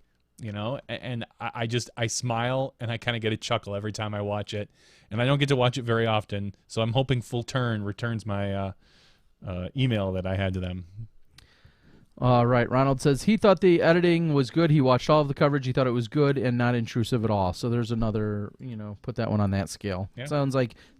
Guess what? We asked for an opinion and we got a 50-50 response. So and I'm fine with that. I was, that's going to happen. I'm interested in people's opinions, but also maybe their commentary on it as well. Like, oh, I liked this. I really hated this. Sure. This was good. So. All right. Clash Royale says, I played in a tournament this past weekend with the rec division and had a junior on my card with several 500-foot plus holes. It was very irritating to have him make 2 or 3 shots compared to ours. 1 shot. Love to see the juniors, but not on the same cards. That may be a math thing that I can't argue with. That may be a math thing. Sometimes it's unavoidable. At GMO, there was only one FPO, and she had to play with the bottom open division, which isn't that bad in those particular aspects, but sometimes it doesn't work out that way, as we've said. If there would have been 4 advanced senior grandmasters and only 1 woman, she would have played with them, again, just due to the math of how it worked out. But I can understand your frustration. Don't get me wrong. Sometimes that's just math, though, more often than not. Waiting for Jesus' second appearance. I believe that's called Revelations. Yeah, I was just going to say, I don't. How about 1 trillion people being so absurdly rude to Avery in the comments? So much hate, it's crazy. A disc golf nerd beat that one to death. And I'm not picking on you, but I've said it a million times. Every single commentator, every single duo, for every person that loves myself, that hates me, just the same, Jamie Thomas, Avery Jenkins, believe it or not, there's some non-Sexton fans out there. Yes, I don't believe there it. are. I've seen them. There's some non-Coling fans out there. There's no perfect person. Everybody. I was reading some comments about commentary somewhere, and it wasn't even Kona Piste at all. It was some other totally unrelated event, and it was so ludicrous what the commenter was saying. Like, oh, I want to hear about this, this, and this, and all I kept thinking is, why? No, everyone's got their own agenda, and everyone on the internet that's not doing work knows so much more than the people doing work. So, it's unfair.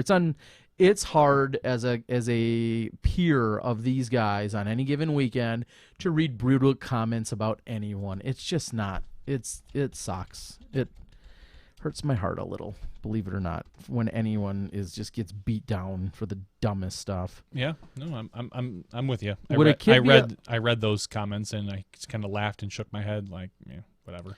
Mike Mack says, would a kid be allowed to play in AM2 or AM1 though, if no junior division is there? Absolutely. You could have a 6-year-old show up to a tournament and go play pro at most tournaments, whether that's a flaw in our system or not, but it's true. A 6-year-old could show up and play advanced. So just because they're not necessarily, I mean, some will be in your division, some may not, but in theory, a 6-year-old, for instance, could absolutely show up and play advanced at a tournament. So, yeah.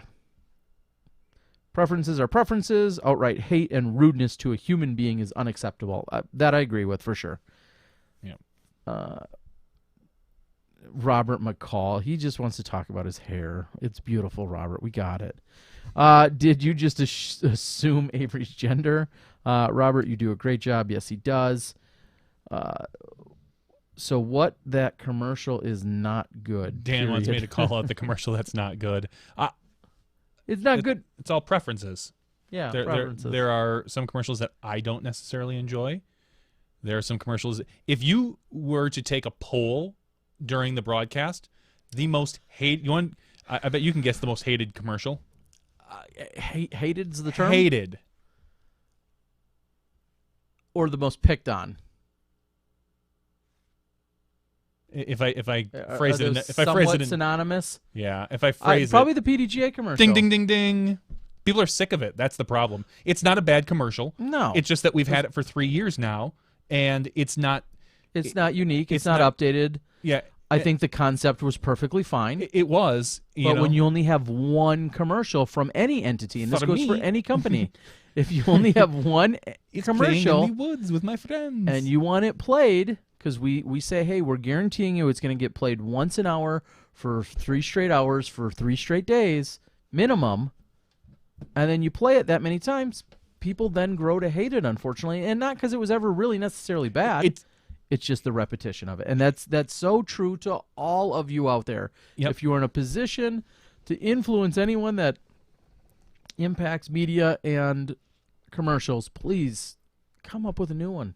And Bob, it's funny, Bobby just joined. He's like, can't sleep. Tune back in. Are we talking disc golf ads? We are. And DD has a lot of great ads. Period. I mean, I can't think of I'm sure Bobby might disagree. I can't think of a bad ad. I'm sure he looks back and goes, eesh, he might cringe at some of them, but that's the nature of editing and looking back at your old work. I like all the stuff that they've done, and they have a wide variety of it, which is great.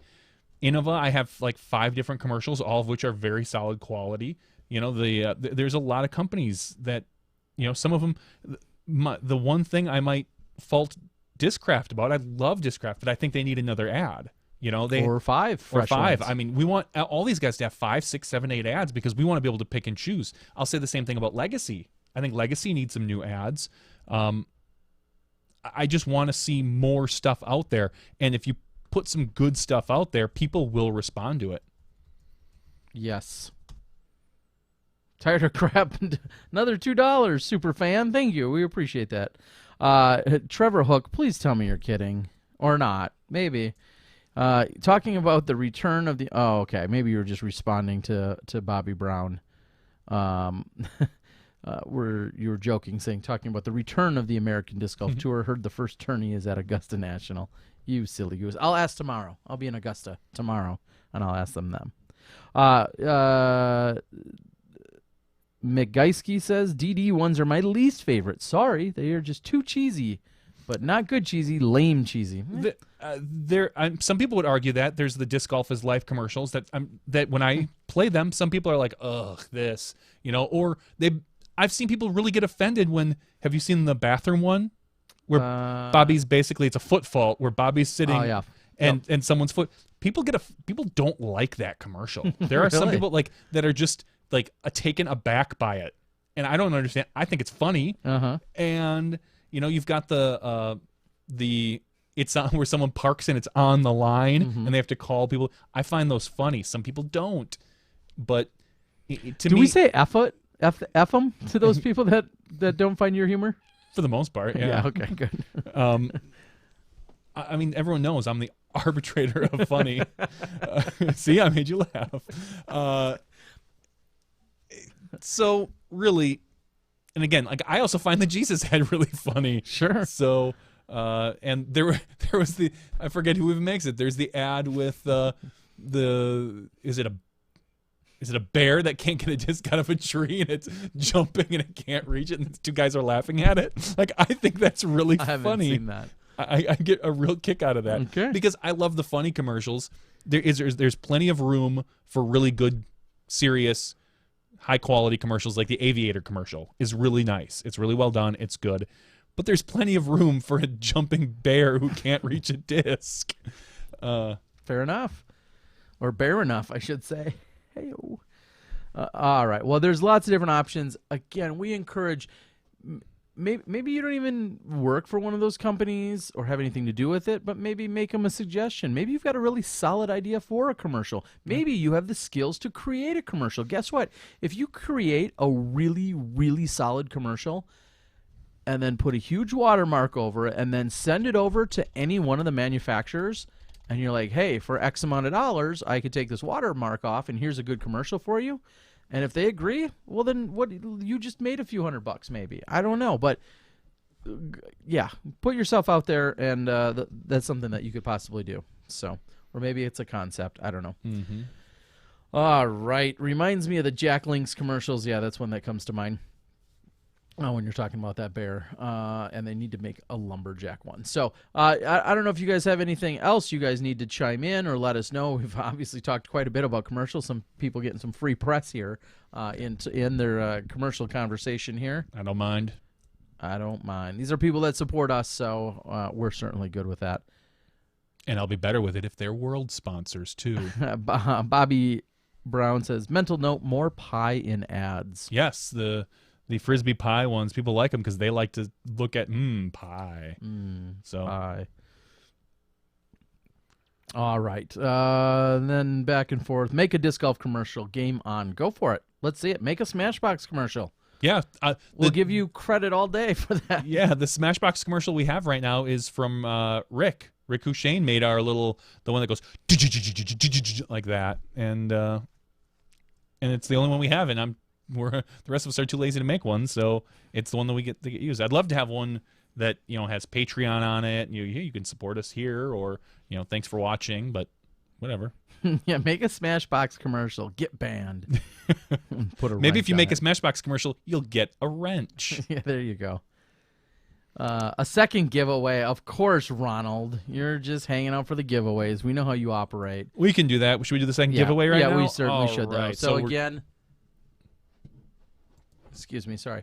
This is a TFR, which stands for Tournament Fundraiser, Shimmer Star Colossus. Thank you to Innova for working with me in making this happen. Thank you to Dustin for the artwork. So 175 grams, Shimmer Star Colossus. I do like the way that looks. I like the stamp. It's got the stamp. Ooh, that looks even better when it's in front of your face now. Oh, yeah, look at that. Ooh. All right, I'm going to hit generate here. We went down. If I would have guessed, if you'd have given me the over-under on 26, I'd have had to take the over. But it's the under. It's number 6. Number 6?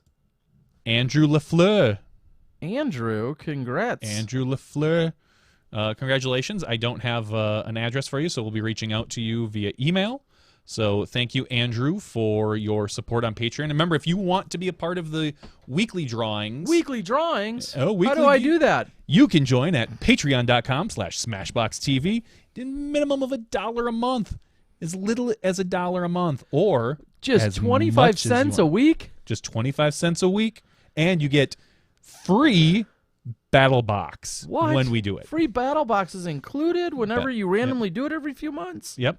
And as much as we tell you can be as little as you want, you can give as much as you want. I will not stop you. We won't. The limit. We will not battle block you on that. It says $5 is the last thing. You can go higher than that. There's no one stopping you. No one. No one. Only you can prevent from donating to Patreon. All right. A new course is going in Sub Stewart. Don't know where that is. Colin says Andrew LaFleur from New Zealand. Crud. We might have to work on something there. You coming to Worlds, Andrew? Yeah. We'll talk to you, Andrew. We'll figure something out. We'll make it happen. Probably listening live. For the price of a cup of coffee a day. That's right. Disc Golf Nerd does not have a review for us this week of a new disc. I think he said on the chat room earlier that he's is in the process or is going to be shooting a whole bunch, so there might be a few in the can, so to speak, that we might be putting up here inside our weekly podcast, but not one tonight. So thank you very much. Mike Mack says, have a good flight, Terry. Get some sleep. Thanks, guys. Thanks, Mike, for joining in. Yeah, we're going to lose all our viewers. Everyone's like, I don't win the giveaway. I'm out of here. All right. I heard work is happening this week. I heard work. Yes, you will be at work. I'll be at Worlds and make sure Andrew gets it. Yeah, sure, Ronald. I don't believe you for 1 second. I don't think I have too much more. I was going to try and see if anything else is out on the Facebooks that we're talking about. The one, I was going to talk about a rant earlier. Now it's going to get all lost, and that's fine. But I feel like this is similar to one I've mentioned before, so I'm gonna go through it a little bit quicker than I have in the past. One of our sports female pro open players made a post yesterday or the 15th, and it very quickly cycled around a number of other female players, pro and otherwise, and it cycled around the Facebooks. Oh yeah. And I'm going to paraphrase it. Oh, we've gone over this before. It's similar but different. And basically she said, "Hey, creepy guys, quit being dickbags." All right? This is Mandy Sharp who made the original post. A lot of other women in disc golf. I saw it on their walls, so it's certainly worth repeating in my opinion. But basically she said, I'm in disc golf. We may or may not be friends, or we're not probably friends in real life. It's cool that you follow along, or that we have this shared mutual interest of disc golf, but don't hit me up. Don't send me creepy messages. Don't pursue me or be persistent. Basically, quit being a creep. And she even said, if you've already gotten that far, you're probably not even able to read this because I blocked you.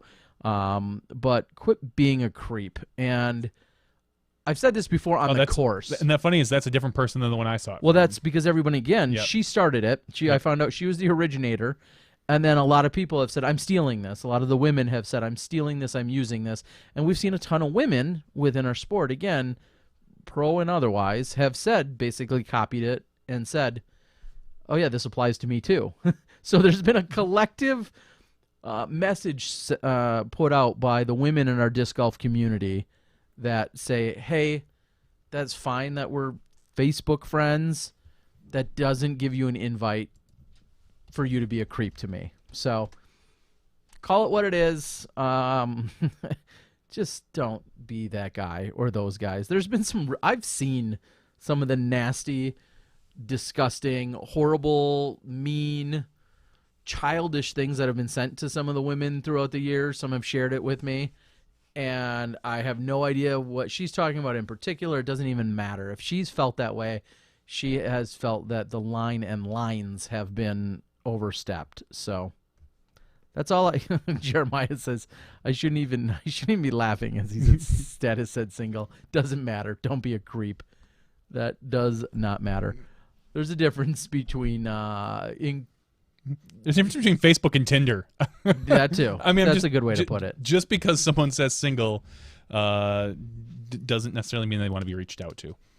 So there you go. There's my soapbox rant for the night. Edward Greenwood says they should post the messages that they are receiving. Some of them do. Some of them do. Yeah, That's how I've come across some. I think it's great. I think it's awesome to call out. Some of them don't, unfortunately, because they're genuinely concerned for their own safety and/or, is it like a reverse bullying in a sort that if you call out someone, but and everyone has their own way of internalizing that issue or externalizing it, I guess, if that's a word. I would call them out, but I'm quite confrontational. I don't know if you guys know that about me. Andrew Clayson says, do ladies send Paul messages like that? I bet you there's a few. I bet you a few have. I bet you there's a few that are out there that are like, hey, look at that. Oh, Paul. Get me some of that Paul action. I bet you plenty of our... That's how Terry met Paul. Wait. That's weird. No, there are, I'm sure, plenty. I'm sure tons of our top pros, men and women. Yep. Probably there's more guys creeping on women than vice versa, but I'm sure plenty of. So just be less creepy. Someone asked, sorry I missed it, if there's going to be a vote for a feature card at the Masters event this weekend. I haven't seen anything. So yeah, you would think if there isn't, they're behind. They're behind. Yeah, they haven't posted tee times. Maybe I'm going to go with there's probably not at this point. I bet you they just assembled one. That's my guess. And who knows, if Simon was part of that originally, or Eagle, or So I'm going out to the website. I'll do. What's the name of that site? Let me Google that for you. They have not officially posted a tee time that I see on the website as of yet. However, again, I'm going to wager that they, in fact, assemble their own kind of card. I'm guessing it's going to have a previous champion on it, some other reason. But I'm guessing they're going to assemble featured cards. That's just my guess.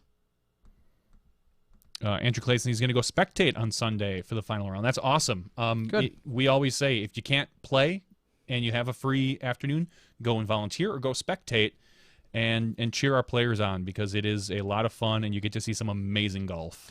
Oh, Mike Mack says AM1 winner gets to play on the feature card. I think that happened last year or the last 2 years. So if that's true, that sounds about right as well. So I'm good with that. One AM. I think having a pretty stacked card and then throwing one guy to the wolves, the winner from last year, or the winner from AMs. Jeremiah said that his wife went public on Instagram for a week and was getting pics in the DM that were not clothed. So there you go. There's a case in point. Yeah. So do you want to take a small guess as to where Josh Anton will finish this weekend? We did not talk about it. It was something I was thinking about talking about on the regular show. This will be Josh's first top four. Real big event. It is a relatively home course for him. It's close. Yeah, everybody will argue he lives 2 hours away. We get it. But he knows this course. He's played it plenty. Maybe home course isn't the right phrasing. It is a very closer familiar to home. course. It's a very familiar course for him. So you think he's going to take top four? You think he's going to be able to compete with all the top guys who are playing a lot of times? And granted, now that we've seen Simon and Eagle both drop out, and we don't think Rico's playing and Yuli isn't playing, top four isn't quite as difficult. Yeah, top four though. Mm-hmm. I mean that's the obvious place for me to start. I'm not picking him to win it. Yeah, I'm picking him top four. All right. There was a question when Danny and I were doing our little thing back and forth. Someone asked, who is the best spin putter in the game? And someone said Lazat, which is a good... And I said Anton. I think Josh Anton has had probably one of the best spin putts I've ever seen. Just the way he kind of boop, and it goes straight, and it goes far, and he's a damn good putter. So we'll see if he can keep up that momentum, as Ricky likes to say. Mm-hmm. Do you think he can compete on the golf course? Yeah, that golf course. He can There's throw. nothing I don't want to say challenging. That's not the right way to. There's nothing incredibly. Unique's not the word either. It's just there's nothing special about it. No, I mean it's a good solid course, and he has no disadvantage on that course. That's the best way to put it. There is no he can throw disadvantage, assuming he can throw 4 to 450 still as he could before, or roll even further. Yeah, he has no disadvantage playing that course at all. So no problems whatsoever there. Talk about DOS. Yeah, and that's a whole nother argument for another day. Push, spin, spush, whatever, all those different types of putts that people want to. No, we add. I don't want to say create pop putts. Nomenclature for. Yeah. No, we were just kind of discussing like a person that brings it straight back from their chest and more or less spins the disc out of their hand, as opposed to, I mean, there's all sorts of arguments there. So Dad's drunk doesn't like that I told him I censor what he posts here. He's saying that you aren't censoring for the betterment of the show, only for yourselves. Every topic I bring up is legitimate and backed by most of the board. I'm not sure that you have. I'd love to see the polls, the numbers on that. If there's something that comes across the board, and maybe this is a disclaimer that needs to get thrown out every once in a while. We invite everyone to interact with us on the board. We make no guarantees of what will or won't get talked about. Sometimes there's a topic that we may not want to touch for personal reasons, for professional reasons. There's a lot of things that go down. So just because it's set on the board doesn't necessarily mean that it's going to be necessarily repeated or discussed with certainty. But you can keep trying, and we'll keep looking at it, and we'll make a judgment call from there. True Nico just won the local Motherlode Open in Grass Valley. That's not really too surprising. Jeremiah asks, what's up with your outfit? What? Well, the shirt, the Veronica Mars shirt, I got when I backed the Veronica Mars movie Kickstarter. Mm-hmm. The jacket I wore for BattleBox. I took it off afterwards, and I put it on the back of this chair. And as I said earlier, when we came down, it was actually kind of cold. Chilly in the basement. It was chilly, and I threw it on, and I did plan on putting a hoodie on instead, but then we were in such a rush to get started by 9, I kind of forgot, and then I didn't really care. And I was like, whatever, I'll put it on. And I'm working on being a late 80s comedian. Yes. So I'm going to roll up my sleeves, and did you ever notice? Here's one thing. Dad's drunk. I don't even know what some of your topics are. I'd have to re-scroll or politely post them again, and maybe I'll take a look at some of them.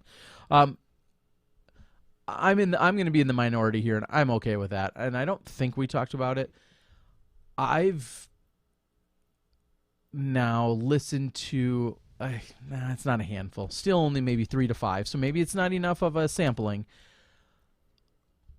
I don't understand the infatuation with the Joe Rogan experience. What am I missing? Maybe some of you guys can enlighten me. I've only listened to it a few times, but from the times I listened to it, he's very unfiltered, and I think people like that. Okay. Well, I could have a damn great podcast then if I could just be unfiltered. I understand. I mean, if that is one of the main keys, I understand. He's very versed. He's obviously has had this career in comedy. He obviously knows UFC. He obviously knows the jiu-jitsu or whatever that he very actively participates in. He's a relatively, not relatively, he's a well-rounded individual. I get that. I don't think he's dumb. I think he's smart. I just don't understand the infatuation with the podcast, because now that I've listened to 2 or 3 or 4 of them, and maybe it's right or wrong that I picked people I knew that he was interviewing. I just listened to the Al Madrigal one, who's also a comedian and obviously, had his time on the Daily Show and whatever else he does, stand-up comedy and everything else. I don't understand, because when people talk about the best podcasts out there, and Corolla maybe, and him, and usually Mark Maron, WTF, sure, and then some of This American Life stuff. I don't know. NPR stuff. Scott's on the board. Scott says, Love Joe Rogan. I listen to everyone. I'd love to know why. And I'm not. That's not trying to be offensive or defensive. I'm just curious. What is it that people get so attached to? Clearly, he's doing good stuff. He has this massive podcast, this massive following. He obviously it's profitable for him, and all those other things. And clearly, there's stuff I can learn if he's that good. He doesn't do anything for me. Like I said, I've only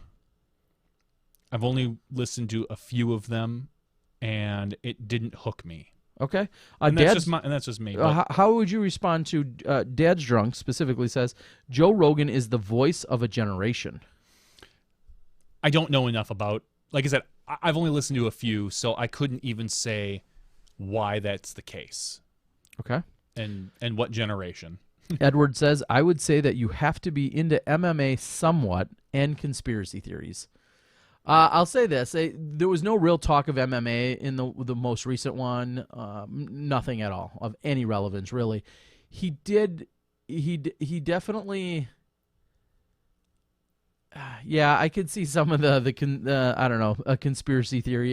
There was some side conversation that I was like, okay, I don't know what you're trying to, what brainwashing you subscribe to here, or what. I don't know. There was something that I wasn't following, but yeah, I don't know. Again, I kind of usually chuckle at conspiracy theorists. It's the whole Alex Jones, turning the frogs gay thing, and fluoride is going to kill you, and chemtrails and inside jobs and all that stuff. I just shake my head at for the most part. I truly think there's a lot of things we don't know, but there's also the thought of, well, we don't know, so let's just make up something that somebody will believe. Yes, that sure. that I think a lot of people are looking to latch on to a lot of things, and those are really those are things that can really hit hot buttons for some people, and it really drives them home.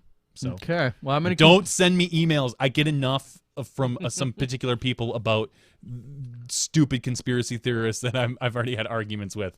I don't need any more. He doesn't have time for that. Lots of people talk about Bill Burr, funniest man on the planet. Cool One says that's one of the podcasts I haven't had a chance to listen to, and I really want to dig into it. Also comes highly recommended every single day. If you bring up the term podcast, everybody says Bill Burr immediately. And I'll just admit I haven't listened to him yet, but that's same here. Certainly one. Rogan is by far the best. Okay. We're going to agree to disagree on a few things in life, Dad's Drunk. Scott Linthicum says, no, I'm not a flat earther. No, I'm a man of science. So we'll see. Watch Neil deGrasse Tyson, Bill Burr, Steve-O. Yeah, I could see getting into that. Trevor Hook says, and this is what I'm looking for. Trevor says he's got a great life in the comedy group, in the martial arts group, in the UFC crew, and now hunting outdoor life, and they are all separate. I very much could understand that. The way he talked about, some stuff off the grid and traveling and the van life and some of the things that we've seen with like a Joe Revere lately and a Nate and a Val and some of our other touring golfers. There was some conversation that applied there. He obviously has the whole comedy connection, the UFC connection. I agree. I think he is a very well-rounded individual. Yeah. I like that he argues a lot of his points with facts. Meh. I prefer just make things up. I just like to throw out percentages like 95% a lot, and then people will go with it.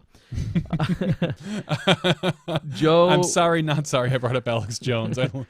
He's so. Joe Rogan is funny. 5 feet 2 inches tall. Rousey is taller. No kidding. Okay, where is Ronda Rousey? Another comment, another day. He has a strong ability when it comes to analysis. He's an interview that just really gets going deep since they have to talk for so long.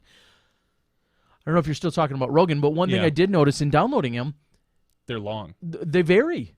It truly seems like he could have someone on for 90 minutes or 4.5 hours, and anywhere in between. There's clearly the discretion to do however long he sees fit, which is obviously an awesome position to be in. No filter on his guest viewpoints. Okay, well, I appreciate the insight. I will definitely, and again, maybe someone can direct me to one that they thought was particularly awesome, one particular guest. I have only listened to a couple of them, and I usually, I'll admit, I go after the names that either I like and or recognize are the ones that I've downloaded and listened to. And maybe I need to go outside that. No, you should zone. do the opposite of that. Yeah, go with people I don't know. And for the most part, if there's someone that you probably know most of their story, their history a little bit.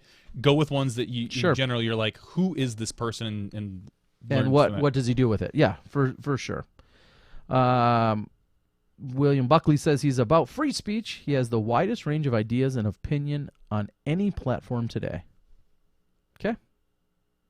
Good enough.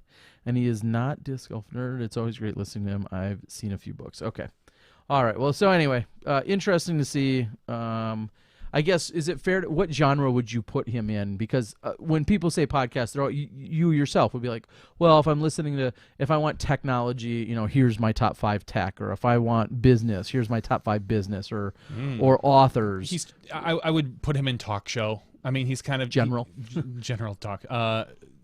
Even though all podcasts are for most talk shows, he's got that talk show format. He's got the interview, like an interview format.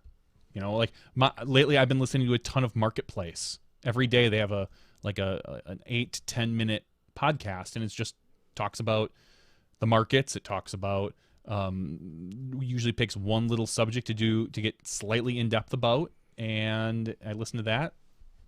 That's what I've been into a lot lately. Okay, well, it seems like a couple of boring shock jock category. Yeah, I wouldn't say boring, but definitely he fits in that shock jock category because some of the stuff he said. Well, there was a couple votes for Graham Hancock, so maybe I'll have to go out and specifically download that one and take a listen, and maybe I'll report back sometime. I don't do a lot of podcasting almost ever. In fact, I should probably download a couple tonight in case I listen to them on the airplane tomorrow, but I have a feeling I'll be sleeping quite a bit. I was mowing my father-in-law's lawn yesterday, and that's when I was like, oh, this seems like a logical time for a podcast when I'm sitting here for an hour.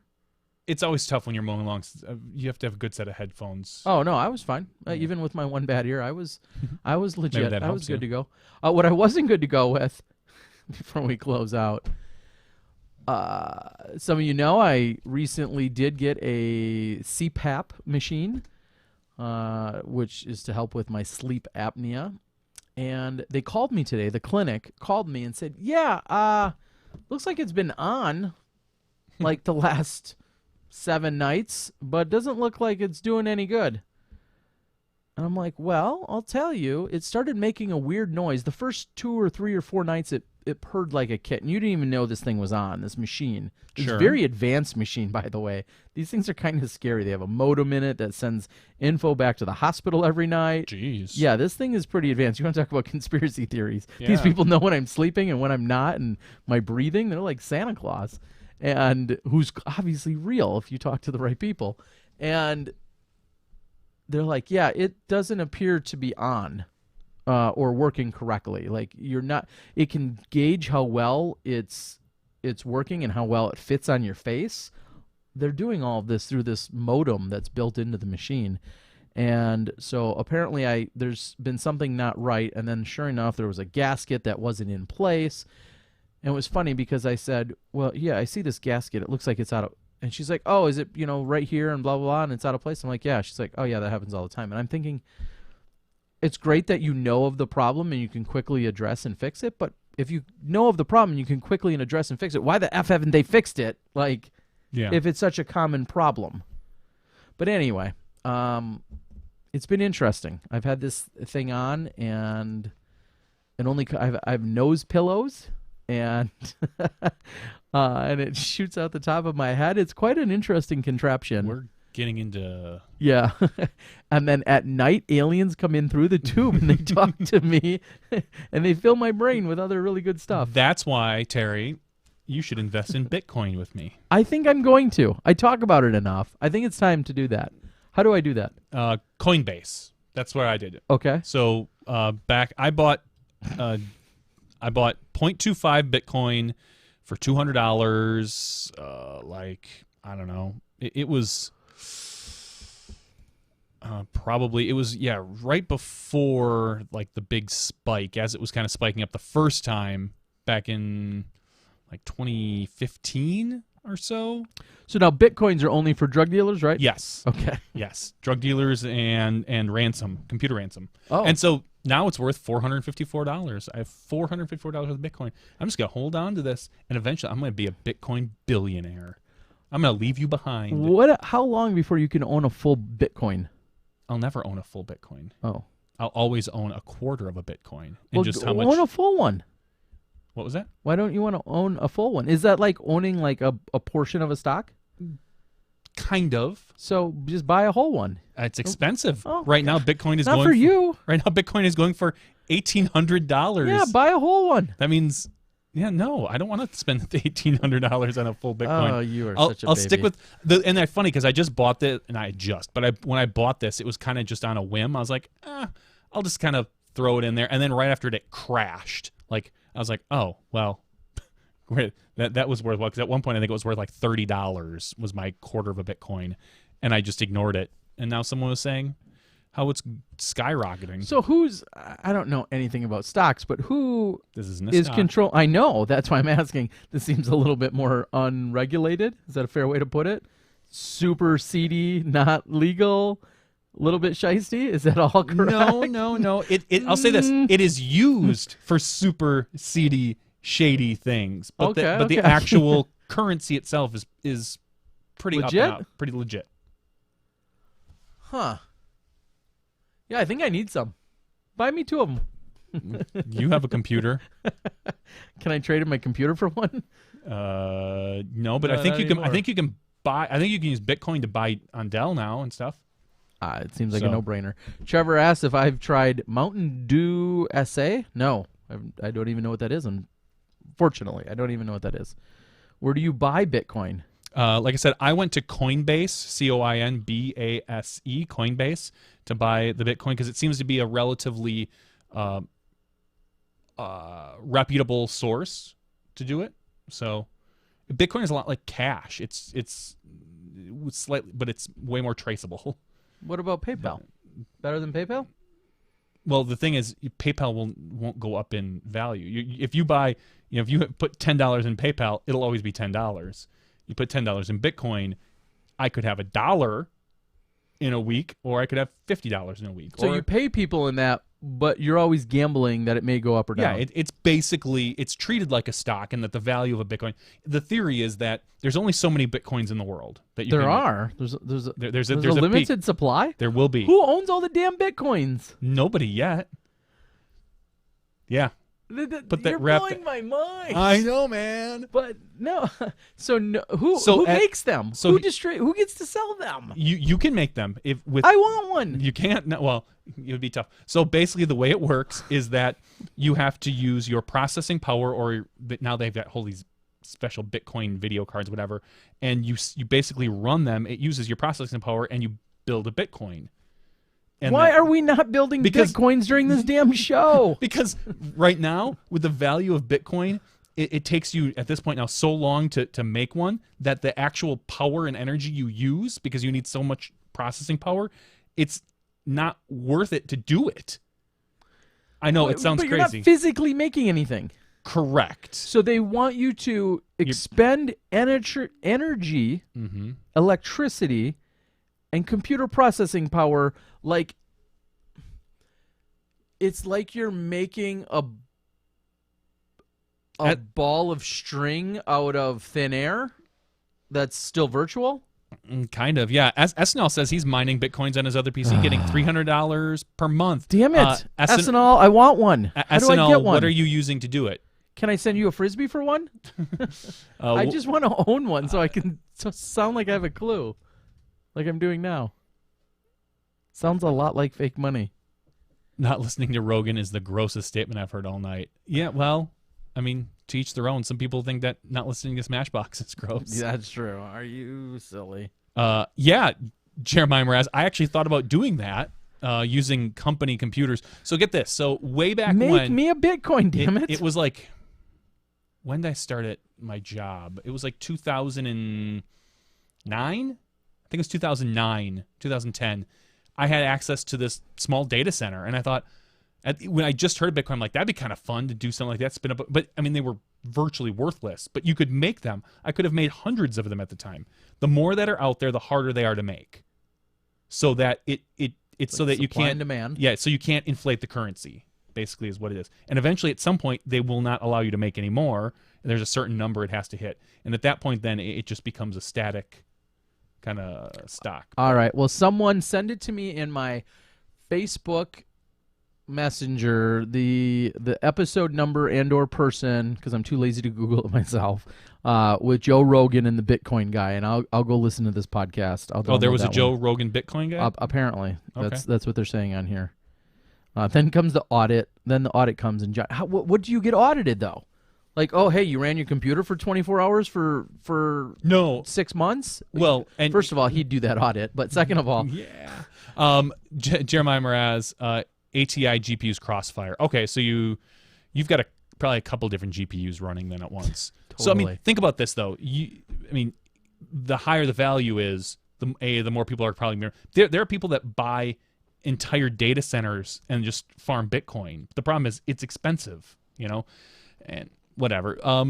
Jeremiah, yeah, the thought was that I was going to run it out of, I had a bunch of these old servers that weren't really doing anything. The problem was they were servers and they had almost no video card, and they weren't even, they were like old Xeon processors. So when I looked into it a little bit, and I didn't, again, it was a real little bit. At the time I thought, well, what am I going to do? Make a couple Bitcoin? It's not even going to be worth it. Well, little did I know at the time that, if I would have made 5 to 10 Bitcoin, it'd be, 10 to 20 grand right 10 now. to 20 grand. So yeah, it definitely sounds like a waste of time.